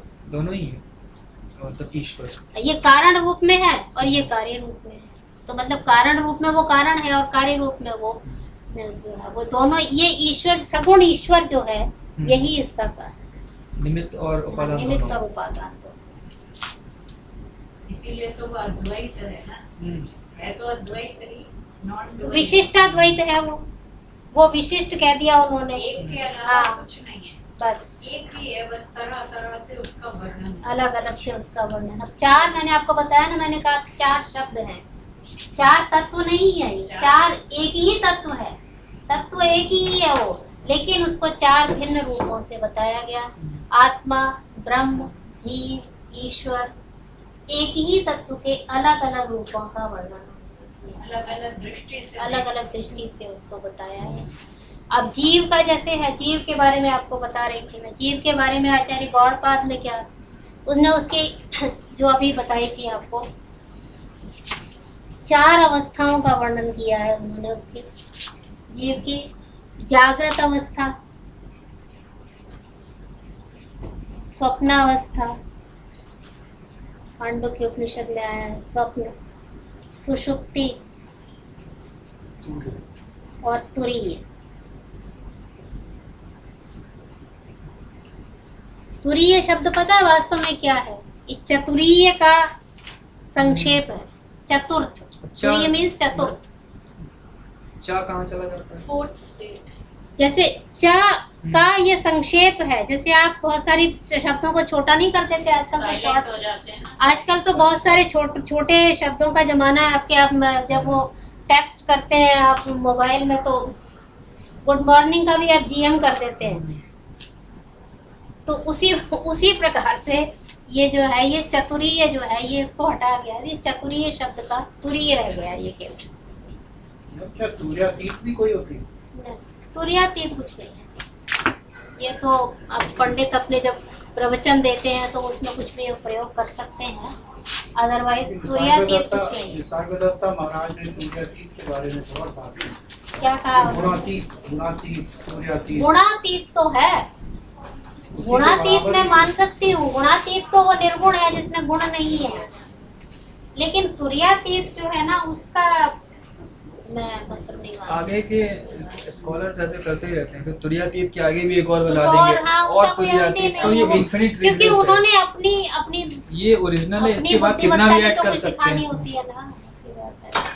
बात ये है जागृत अवस्था में क्या होता है। मैम एक सेकंड, इससे पहले वाला का एक डाउट। हाँ बोलिए। जैसे आपने कहा कि सगुण ब्रह्म से संसार का कारण है और निर्गुण नहीं है, लेकिन इनडायरेक्ट कॉज तो है। जैसे वो हम उसकी बात कर रहे थे घड़ा और हाँ, इनडायरेक्ट नहीं, कारण वही है, लेकिन हम उसको उस रूप में मानते हैं कि वास्तव में मैंने आपको बताया ना कि सगुण और निर्गुण में भी कोई अंतर नहीं। द्विविधम, एक ही ब्रह्म दो रूपों में बताया जाता है, अंतर नहीं है उसमें। तो जब हम उसको कर्ता के रूप में, जगत के कर्ता के रूप में बात करते हैं तो हम उसको उस रूप में देखते हैं, सगुण ब्रह्म के रूप में, और अन्यथा निर्गुण निराकार के रूप में। तो सत्य जो है वास्तव में उस निर्गुण निराकार का वर्णन करना, उसके ऊपर ध्यान केंद्रित करना बड़ा मुश्किल है। आपको कहा जाए कि आप केवल मात्र आंख बंद करिए और ध्यान कीजिए, आपका ध्यान केंद्रित करिए। ध्यान केंद्रित करने के लिए आपको कुछ आलम्बन चाहिए, किसी चीज का सामने आप रखेंगे तब आपका ध्यान वहाँ पर आप एकाग्र होगा। आप कहेंगे कि आप इसको एक तरफ देखते रहिए, ध्यान दीजिए आप इसको। तो इस प्रकार से उस आलंबन के रूप में सगुण ब्रह्म की उपासना हो शुरू, और फिर उसके बाद में उसको मूर्तियाँ के रूप में उसको अभिव्यक्त किया गया, मूर्तियाँ बनाई गई और उनको इस प्रकार से भी, क्योंकि वहाँ ध्यान आलंबित। अब जैसे कोई आपसे प्रश्न करता है कि आप मंदिर क्यों जाते हैं, भगवान तो हर जगह है, मंदिर आप क्यों जाते हो, मंदिर में ही क्या मिलता है। लेकिन जो वातावरण आपको वहां मिलता है, भगवान हर जगह है, भगवान अपने अंदर, मैं स्वयं ब्रह्म हूँ, अहम ब्रह्मास्मि। अद्वैत वेदांत के मानने वाले हम यही कहते हैं कि मैं स्वयं ब्रह्म हूँ। लेकिन जब तक हम इस उपाधि से युक्त हैं, अज्ञान की उपाधि, जब तक हम दोनों को अलग अलग समझ रहे हैं कि मैं एक सुधा नाम का एक जीव हूँ और वो एक मुझसे अलग है, तब तक हम उसके लिए उसको ढूंढने की कोशिश करते रहते हैं, वहां तक जाने की कोशिश करते हैं। एक उदाहरण हमारे यहाँ जो वेदांत में दिया जाता है, दशमस्तमसि। 10 लोग जा रहे थे, नदी पार कर रहे थे। नदी पार करने के बाद कोई एक ज्यादा बुद्धिमान था, उसने कहा भाई अपने आप को सब गिन लो, सारे के सारे आ गए कि नहीं आ गए। अब उसने गिनना शुरू किया तो 9 ही मिले उसे, भाई एक कोई रह गया हमारे से। बड़े दुखी। दूसरा बोला नहीं नहीं, फिर दोबारा से गिनते। उसने गिने, उसको भी 9 ही मिले। होता क्या था कि जो गिनने वाला है वो स्वयं अपने आप को नहीं गिन रहा, बाकी 9 गिनने जा रहे हैं। अब वो सारे के सारे अब बेचारे बड़े परेशान, रोना शुरू कि भाई ये तो हमारा तो एक साथी रह गया, एक साथी रह गया। फिर कोई एक बुद्धिमान वहाँ से गुजरा, उन्होंने भी क्या बात है, क्यों परेशान, कि भाई हम 10 चले थे वहाँ से, यहाँ 9 रह गए, पता नहीं एक हमारा एक नदी में रह गया, एक हमारा। फिर उसने गिन के बताया कि नहीं तुम 10 के 10 दशमस त्वमसि। उसको कहा कि जो तू अपने आप को भूल रहा था तुम ही वो 10वें। तो जब हम अपने आप को भूल जाते हैं कि मैं कौन हूँ, हम अपने आप को इस शरीर से, इस नाम से जोड़ लेते हैं जो हमें नाम इस संसार में मिला है। हम अपनी उपाधियों से कि हमने ये पढ़ा, हमने वो पढ़ा, हमने ये कार्य किया, मैं फला की माता, फला का पिता, ये इस प्रकार के संबंध से जब हम जोड़ लेते हैं तब उतना ही हम उससे दूर होते चले जाते हैं। तो उस तक पहुंचने के लिए हमें इन सब चीजों की जो ये आवरण है, इसी को कहा गया है अध्यारोप।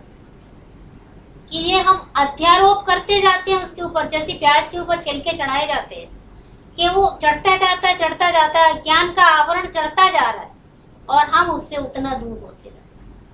जब हम उस आवरण को हटाते हैं तभी हम उस तत्व तक पहुंच पाते हैं और तब उसको कहते हैं मैं ही।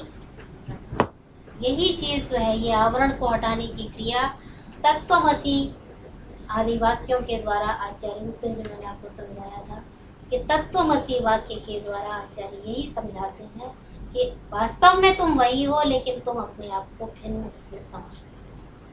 और उस भिन्नता को दूर करना, उस आवरण को हटाना ही इसका मुख्य उद्देश्य है कि ये जो आपके अंदर ये अज्ञान का जो आवरण, ये जो पर्दा आपकी बुद्धि पर पड़ा हुआ है, इस बुद्धि को हटाना आवश्यक है। लेकिन जब तक आप इस संसार में हैं, इस व्यावहारिक जगत से जुड़े हुए हैं, अपने आस पड़ोस की दुनिया से जुड़े हुए हैं, संबंधों से जुड़े हुए हैं, तब तक आपके लिए यही सत्य है, यही व्यवहार है। और जब जिस क्षण ये व्यवहार समाप्त हो जाएगा, वही आपके ज्ञान का क्षण है, वही ज्ञान की प्राप्ति। जैसे कि एकदम बल्ब जल जाता है, उसी प्रकार से आपको एकदम ज्ञान का प्रकाश होता है कि ये सब क्या है। तो यही चीज है। ये जागृत अवस्था जो है, ये सर्वाधिक व्यावहारिक अवस्था है। इस समय आपका शरीर, इंद्रिय, मन सभी जागृत है, सभी कार्य कर रहे हैं। यानी अंतर इंद्रिय, बाह्य इंद्रिय सभी इस समय क्रियाशील रहती है जागृत अवस्था। ये सबसे ज्यादा अब व्यावहारिक अवस्था है। दूसरी जीव की अवस्था आती है स्वप्नावस्था। स्वप्नावस्था में क्या होता है, शरीर और इंद्रियां जो हैं वो कार्य नहीं करती। इंद्रियों से तात्पर्य आपका बाह्य इंद्रिय, हाथ, पैर, आंख, नाक, कान उस समय आपके कार्य नहीं करते हैं। केवल मात्र अंतःकरण जो है वो आपका कार्य करता है।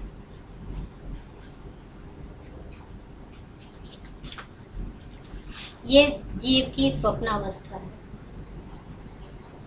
सुषुप्ति अवस्था, सुषुप्ति अवस्था में शरीर, इंद्रिय, अंतःकरण सब कार्य करना बंद कर देते, कुछ भी कार्य नहीं करता है। और इसमें आपको हर तरह का अनुभव होता है, सुख दुख आदि का हर प्रकार का आपको अनुभव होता है यहाँ पर जागृत अवस्था में। स्वप्नावस्था में आपको सूक्ष्म रूप में अनुभव होता है, सुख दुख का अनुभव इसमें भी होता है आपको, क्योंकि अंतःकरण आपका पूरे प्रकार से क्रियाशील रहता है। कई बार आपको अनुभव हुआ होगा, स्वप्न में आपको ऐसा डरावना स्वप्न देखते हैं कि आप सोते सोते चीखने चिल्लाने लगते, सोते सोते रोने लगते हैं। तो वो आप क्यों, क्योंकि वो अंतःकरण आपका पूरी तरह से क्रियाशील। हाँ जी, अंतःकरण में मन, बुद्धि, चित्त और अहंकार होते हैं। तो बुद्धि तो बंद हो जाती है, इंटेलेक्ट तो स्वप्न में काफी नहीं, बुद्धि बंद कहाँ होती है, वीक रह जाती है। नहीं, मतलब लॉजिक तो नहीं लगता उस टाइम। बुद्धि का कार्य केवल लॉजिक नहीं है। हमारे भारतीय दर्शन में बुद्धि का कार्य है निश्चय करना। निश्चय करना यानी जो विषय, जो ज्ञान आपको बाह्येंद्रियों के द्वारा प्राप्त हुआ है, बुद्धि उसको निश्चित करती है कि हाँ ये ज्ञान सही है। तो नहीं कर पाता ना जब सपने में लॉजिक एक उसका अलग भाग है। हर समय लॉजिक जो है या हर समय डिबेट जो है वो बुद्धि का कार्य नहीं है, कि ये तर्क जो है वो बुद्धि का कार्य नहीं है।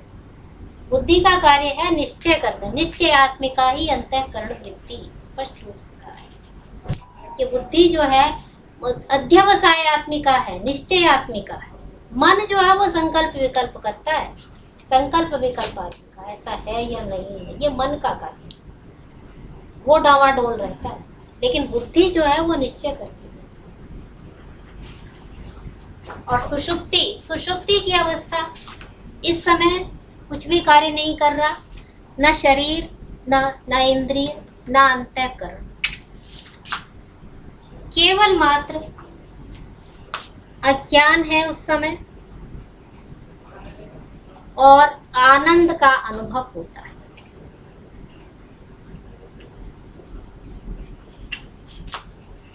और उस आनंद की अनुभूति उस समय आप अभिव्यक्त नहीं कर सकते हैं, लेकिन सुषुप्ति से जागने के बाद उस आनंद की अभिव्यक्ति होती है कि मैंने बहुत सुखपूर्वक सोया मैं और बहुत आनंद का अनुभव किया। सुखमहम अस्वाप्सम न किंचित अवेरज। तो इसीलिए स्पष्ट रूप से कहा गया कि उस आनंद का अनुभव फिर कौन करता है भाई। किसी भी विषय का अनुभव या तो इंद्रियों के द्वारा होता है, अंतःकरण के द्वारा होता है, तो ये आनंद का अनुभव उस समय कैसे होता है, कौन करता है उस आनंद को? कैसे आपको ये हुआ कि उस समय बहुत सुखपूर्वक न सो? तो उसके लिए बहुत ही स्पष्ट रूप से वेदांत सार में बहुत अच्छी बात कही गई। उन्होंने कहा कि चैतन्य प्रदीप्ता भी अज्ञान वृत्ति भी आनंदम अनुभवता है। कि वो अज्ञान की वृत्तियां, वृत्ति माने व्यापार, जो जैसे इंद्रियों का व्यापार, अंतःकरण का व्यापार, तो अज्ञान की वृत्तियां थी, अज्ञान वृत्ति भी। और अज्ञान की वृत्तियां कैसी थी? चैतन्य प्रदीप्ता।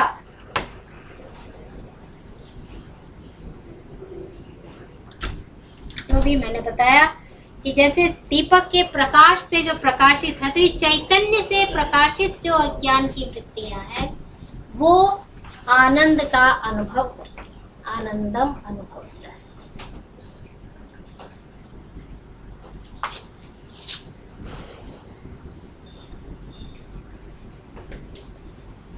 ये सुषुप्ति की अवस्था में आनंद का अनुभव होता है। और तुरीय की अवस्था जो है, इसमें किसी प्रकार का कोई अनुभव नहीं, ना इस समय अज्ञान होता है, ना इसमें आनंद होता है। एक परम आनंद होता है जिसकी अभिव्यक्ति नहीं की जा सकती। वो शिव है, शिवावस्था कहलाती है, शिव अद्वैतम और अद्वैतावस्था कहलाती है, जो जिसकी अभिव्यक्ति नहीं की जा सकती, केवल मात्र उसका अनुभव किया जा सकता, उसको शब्दों के द्वारा अभिव्यक्त नहीं किया जा सकता। सुषुप्ति अवस्था का वर्णन तो सोकर उठ के करने के बाद किया जा सकता है कि मैं बहुत अच्छी नींद आई, मुझे बहुत अच्छी तरह से सोया, मेरी सारी थकान उतर गई, किसी भी प्रकार से इसका अभिव्यक्ति की जा सकती है। लेकिन तुरीय अवस्था का जो आनंद, उसको कि ब्रह्मानंद कहा गया, इसकी अभिव्यक्ति नहीं की जा सकती। ये केवल मात्र अनुभव का विषय है, और जो इसको अनुभव करता है वही ब्रह्म हो जाता है। और उससे, क्योंकि वो जो बहुत उदाहरण दिया था उस दिन, गूंगे का गुड़, कि गूंगे का गुड़ जो है, गूंगे व्यक्ति ने गुड़ खाया है, उसकी मिठास का आनंद जो है वो स्वयं ले रहा है, वो अभिव्यक्त नहीं कर सकता कि इसमें कितना मीठा है, मुझे कितना आनंद आता। तो ये जो ब्रह्मानंद है, ये शिवावस्था है, इसकी चतुर्थ अवस्था तुरीय अवस्था इसमें होता है, ये नित्य अवस्था, और यही ब्रह्ममय होने की अवस्था, ब्रह्ममय हो जाता है। ये इस प्रकार से जीव की ये चार अवस्थाएं आचार्य रिकॉर्ड पाद ने मांडुक्य कारिका में बताई। तो अब ये चार चीजें हमने देखी, ब्रह्म, आत्मा, जीव और ईश्वर। अब इनमें से मैंने आपको बताया कि ईश्वर जो है वो सगुण ब्रह्म, जो उपाधियों से विशिष्ट ब्रह्म है, वो इस जगत का कारण है। अब वो इस जगत का वही उपादान कारण भी है और निमित्त कारण भी है। जैसे कि मकड़ी के उदाहरण दिए, यथपूर्ण नाभि सृजते घृणतेज यथा पृथिव्याम औषधय संभवन्ति। जैसे पृथ्वी में औषधियाँ अपने आप उत्पन्न होती है, बरसात आती है तो बहुत सारी चीजें अपने आप उत्पन्न हो जाती हैं, तो स्वयं उत्पन्न होती है। उसी प्रकार से यथा सतह पुरुषात् केशलोमानि, जीवित पुरुष, सतह माने जीवित, जीवित पुरुष के केश लोम अपने आप बढ़ते हैं। उसी प्रकार से तथा अक्षरात् संभवति यह विश्व, उस अक्षर ब्रह्म से उसी प्रकार से यह विश्व उत्पन्न हुआ। तो ये उसके एक ही अक्षर ब्रह्म, यानी एक ही ब्रह्म है जिसको सगुण रूप में हमने माना, ईश्वर रूप में माना, और वो इसका जगत का कारण है। अब कारण के बाद स्पष्ट हुआ कि दोनों प्रकार का कारण है। फिर उस सृष्टि का क्रम क्या है? सबसे पहले क्या उत्पन्न हुआ, फिर क्या उत्पन्न हुआ, इसका क्रम क्या है? तो उस क्रम को बताने के लिए बताया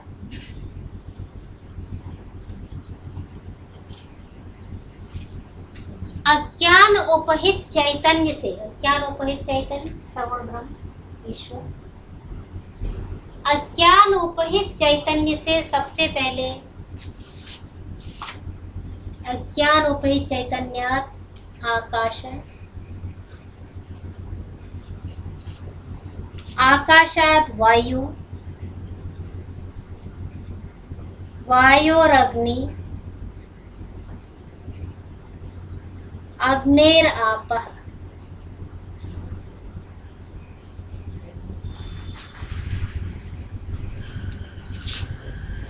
आपः माने जल, आपा का क्या अर्थ होता है? जल जल, आपस, एक्वा जो शब्द है ना वो इस आपस से ही, आपस से ही मिलेगा। अग्नेर आपः और अद्भ्य पृथ्वी,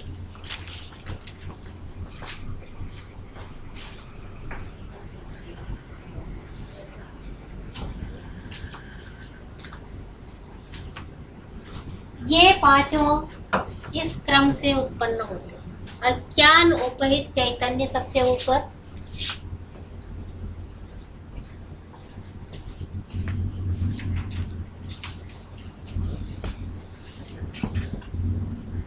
जिसको कि ईश्वर कहा, सगुण ब्रह्म कहा।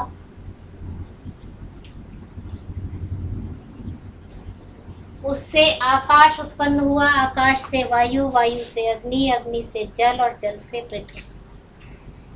ये पांचों तत्व ये सूक्ष्म भूत या सूक्ष्म तत्व कहलाते हैं। सूक्ष्म भूत या अपंचीकृत भूत, ये शब्द और आप याद कर लीजिए। अपंचीकृत भूत ये सूक्ष्म है, ये हमें सूक्ष्म क्या, और इनका तीसरा नाम है तन्मात्र। यही तन्मात्र, यही तन्मात्र, तीनों शब्द एक ही चीज के लिए। इनको सूक्ष्म भूत भी कहते हैं, इनको अपंचीकृत भूत भी कहते हैं, और इनको तन्मात्र भी। तन्मात्र इसलिए कहते हैं तत्मात्र, अर्थात जो आकाश है वो केवल आकाश है, उसमें किसी प्रकार का कोई मिश्रण नहीं है। वायु केवल वायु है, अग्नि केवल अग्नि है, जल केवल जल है, और पृथ्वी केवल पृथ्वी। ये वेदांत की दृष्टि से ये तन्मात्र साइमल्टेनियसली एक साथ निकलते हैं कि एक से क्रम एक है, निकला है? ये क्रम है।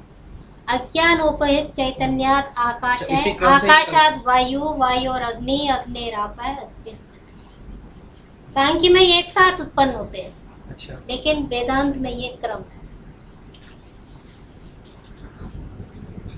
अब इसके बाद ये है यहाँ ये जो सूक्ष्म भूत है, इन सूक्ष्म भूतों से सूक्ष्म सृष्टि उत्पन्न होती है। ये तो है कारण शरीर, ये वाला 3 प्रकार के शरीर जो बताए थे, ये होता है कारण शरीर जो सबका कारण है। इसको ईश्वर का सर्वज्ञत्वादी, और ये आनंदमय कोश से आबद्ध होता है। यहाँ आनंदमय कोश,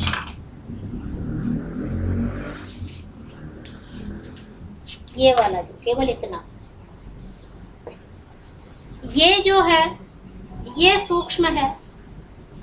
इस सूक्ष्म से सूक्ष्म सृष्टि होती, सूक्ष्म भूत उत्पन्न होते हैं। सूक्ष्म भूत उत्पन्न हुए, अपंचीकृत भूत हैं। अब इनके द्वारा सूक्ष्म भूतों की कैसे, कि सूक्ष्म शरीर की उत्पत्ति होती है।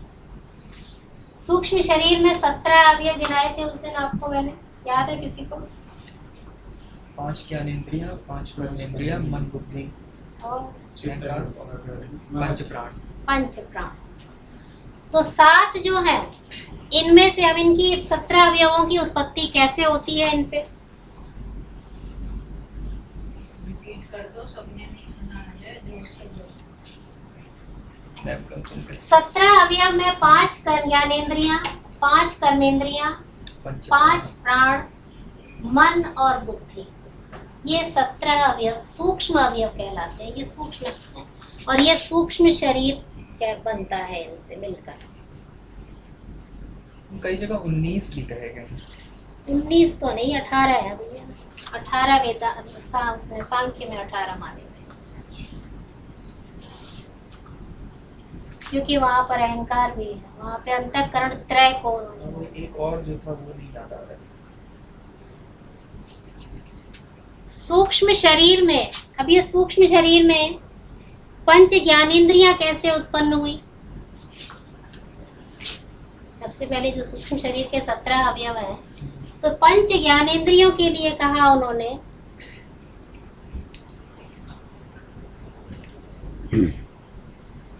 ये अज्ञान से उपहित चैतन्य है। अज्ञान उस दिन आपने पढ़ा था, उसकी परिभाषा जब मैंने बताई थी, तो अज्ञान त्रिगुणात्मक होता है। सत्व, रजस और तमस तीनों गुण इसमें रहते हैं अज्ञान। तो ये त्रिगुणात्मक के में से जो सत्व गुण है, सत्व गुण के से, इन तीनों से, ये आकाश के सत्व गुण से क्रमशः ज्ञानेंद्रियों के नाम बताइए।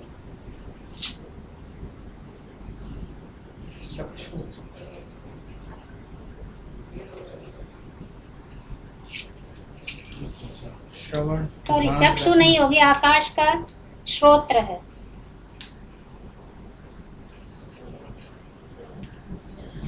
अग्नि, चक्षु, घ्राण, घ्राण, पहले रसना, फिर हाँ रसना, रसना, घ्राण, फिर बस रसना और घ्राण।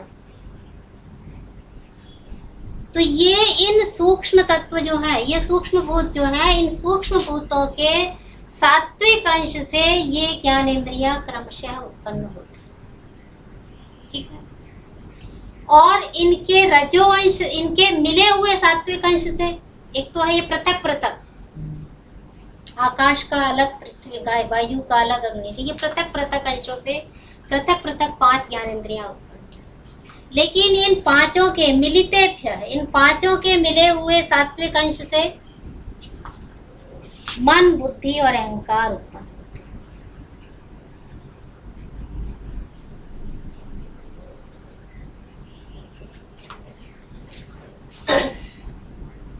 ये पृथक पृथक और ये मिले हुए। अब बात आती है कर्मेंद्रियां। तो इन्हीं पांचों भूतों के रजोवंश से क्रमशः 5 कर्मेंद्रियां उत्पन्न हुई, अलग अलग, जैसे ज्ञानेंद्रियां उत्पन्न हुई अलग अलग से, आकाश से अलग, वायु से अलग, अग्नि से अलग, ऐसे ही आकाश के रजोवंश से अलग, वायु के रजोवंश से अलग, अलग अलग 5 ज्ञान कर्मेंद्रियां उत्पन्न होती। और इन्हीं पांचों भूतों के मिले हुए रजोवंश से ये पृथक और ये मिला हुआ, मिलित है। पंच प्राण उत्पन्न होते। और ये पांचों, ये सारे के सारे 17 अवयव जो हैं, ये 3 कोशों से आबद्ध होते हैं। कौन कौन से 3 कोश हैं? अन्नमय, प्राणमय, मनोमय। नॉट अन्नमय, बाकी को छोड़, अन्नमय को छोड़कर बाकी बताइए। प्राणमय, मनोमय, विज्ञान। हाँ, प्राणमय, मनोमय और विज्ञानमय, ये 3 कोशों से आबद्ध होता है ये सूक्ष्म शरीर। अच्छा सर, सूक्ष्म। सूक्ष्म शरीर है ये। कारण शरीर, ये सूक्ष्म शरीर के जो 17 अवयव थे उनकी उत्पत्ति बताई हमने। अब बात आती है स्थूल शरीर की। अच्छा, स्थूल में अन्नमय है। हाँ, अन्नमय ही आता है। स्थूल शरीर जो है, वो स्थूल शरीर की उत्पत्ति कैसे होती है, उसके लिए एक प्रक्रिया बताई है वेदांत में, जिसको कहते हैं पंचीकरण प्रक्रिया।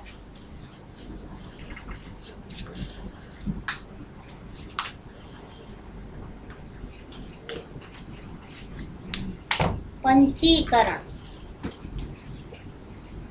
पहले आपने देखा कि जो सूक्ष्म आकाश था, सूक्ष्म वायु थी, वो अलग अलग थी, अपंचीकृत थे वो। लेकिन ये पंचीकरण में क्या है कि ये पांचों में पांचों का मिश्रण हो जाता है। इसका नाम इसीलिए पंचीकरण है। पांचों भूतों में पांचों भूत मिल जाए।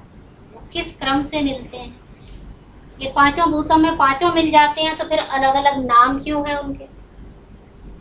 भाई सारे एक जैसे हो गए, तो फिर उनके अलग अलग नाम क्यों हैं? इनको कहते हैं महाभूत। स्थूल भूत और पंचीकृत भूत।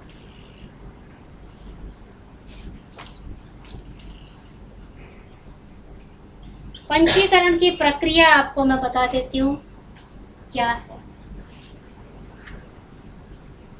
पंचीकरण में जैसे मान लीजिए 5 महापंच सूक्ष्म भूत हैं।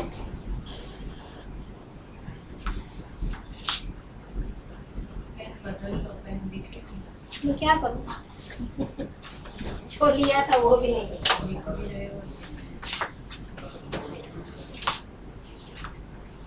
अब आप नए पेन खरीदो। आप ठाकुर जी नए पेन खरीदो। ये भी ऐसा ही है। थोड़ी देर चलता है फिर हाँ, फिर सूख वही जाता ना। है। इसी इंक भी मिलती है देखिए, सुसुप्ति में चला गया। मैं आपको थोड़ा सा वैसे स्पष्ट कर देती हूँ। 4 हुए तो 5 करना है।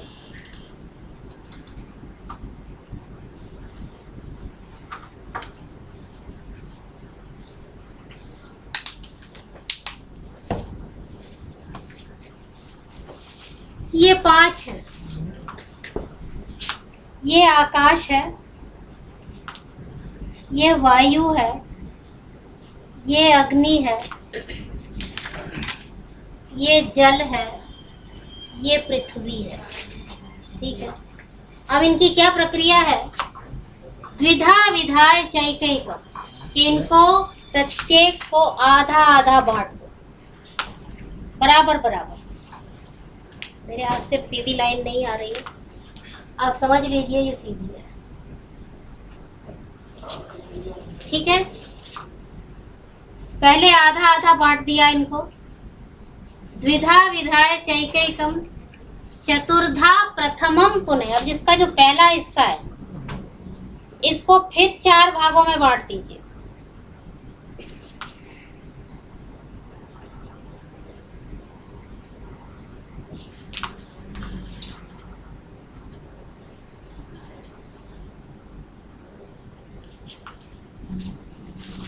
अब ये जो आकाश का आधा हिस्सा है, ये तो आकाश है।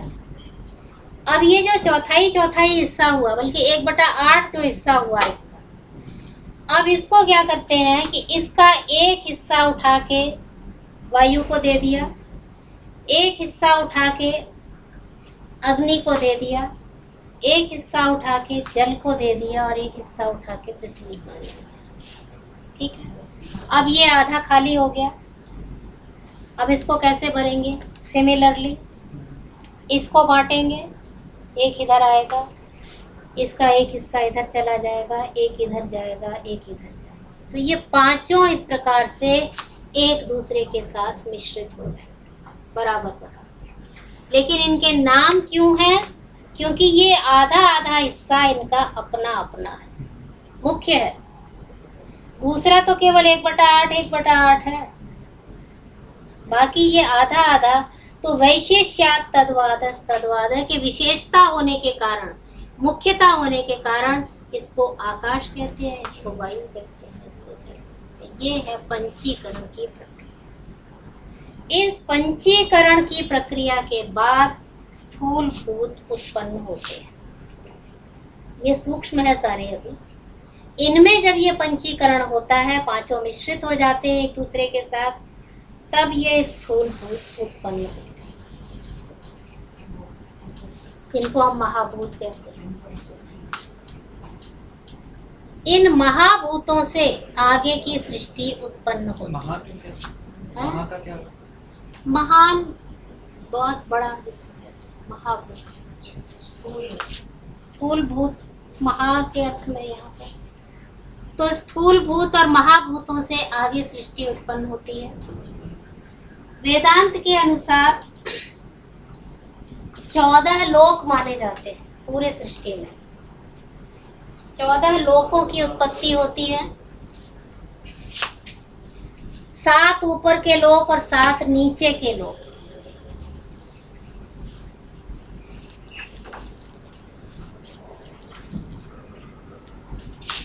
यहाँ से निकलिए भू, भुवः, स्वः, तपः,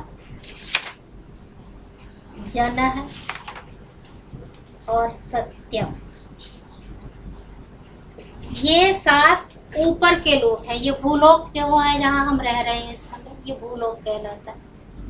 इससे ऊपर भुवलोक, इससे ऊपर स्वहलोक जिसको स्वर्ग कहते हैं, इससे ऊपर तपहलोक, उससे ऊपर जनहलोक और उससे ऊपर सत्यम। ये सत्यलोक जो है यही ब्रह्मलोक, इसका पुराणों में इसको ब्रह्मलोक कहा गया है। सत्य कहाँ तक है ये मैं नहीं जानती, लेकिन इसी को ब्रह्मलोक मानते हैं। तो ये ऊपर ही ऊपर, ये ऊपर ऊपर जाने वाले 7 लोग। अब नीचे भूर्भुवः स्वः महः जनः तपः सत्यम महः जनः। 6 ही हुए ये, आपने किसी ने बताया नहीं। महालोक और रह गया, महः जनः तपः, महर्लोक, जनः और तपः। अब होते हैं 7। ये सब क्या है? लोक है, 7 लोक। ब्रह्मलोक जो पूरे ब्रह्मांड की जो रचना है, वो ब्रह्मांड में 14 लोक बताए गए। और नीचे नीचे के अतल, वितल, सुतल, रसातल,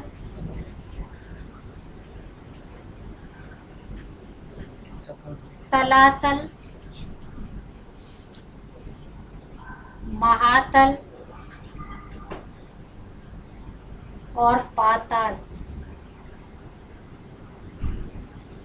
ये 7 नीचे नीचे के लोग क्रम से, अतल, वितल, सुतल, रसातल, तलातल, महातल और पाताल।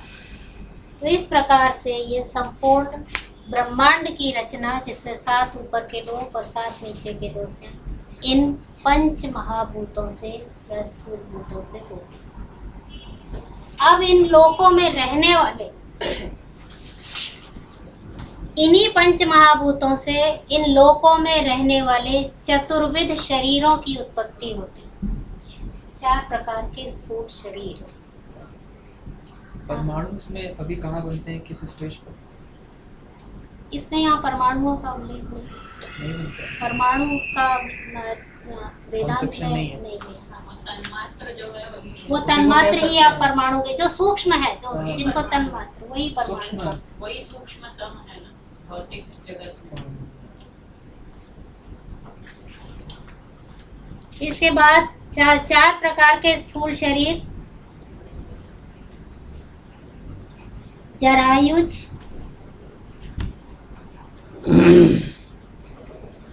अंडज,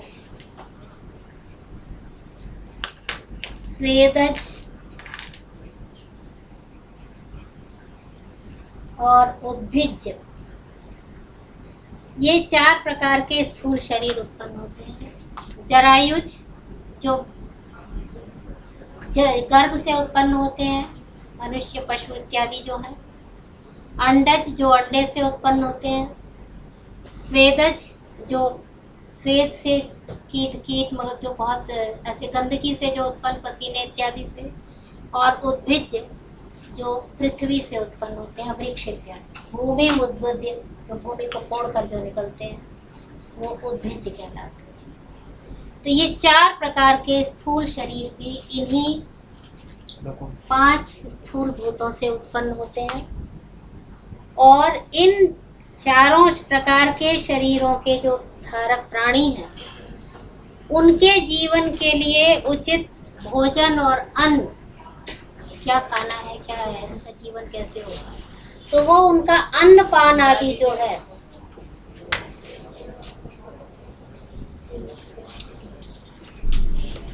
अन्न पान आदि ये सब भी इन्हीं पंच महाभूतों से उत्पन्न। इस क्रम से ये वेदांत के अनुसार पूरी सृष्टि की रचना नहीं हमको खा रहा है।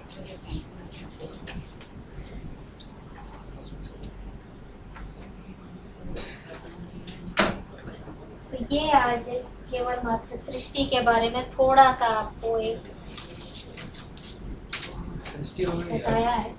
अगली क्लास में मोक्ष। हाँ? अब सृष्टि हो गई, अगली क्लास में मोक्ष। अब अगला मोक्ष।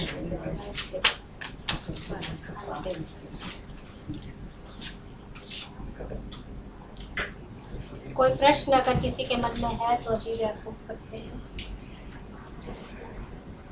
बस एक कक्षा और है, अगली बार आप लोग एक और है। और उसके बाद फिर हम लोग सितंबर से शुरू करेंगे। और अच्छी खबर ये है कि आपको फीस नहीं देनी पड़ेगी, वो फ्री होगी क्लासेस। और इसी तरह से सैटरडे और संडे भी चलाएंगे 2 घंटे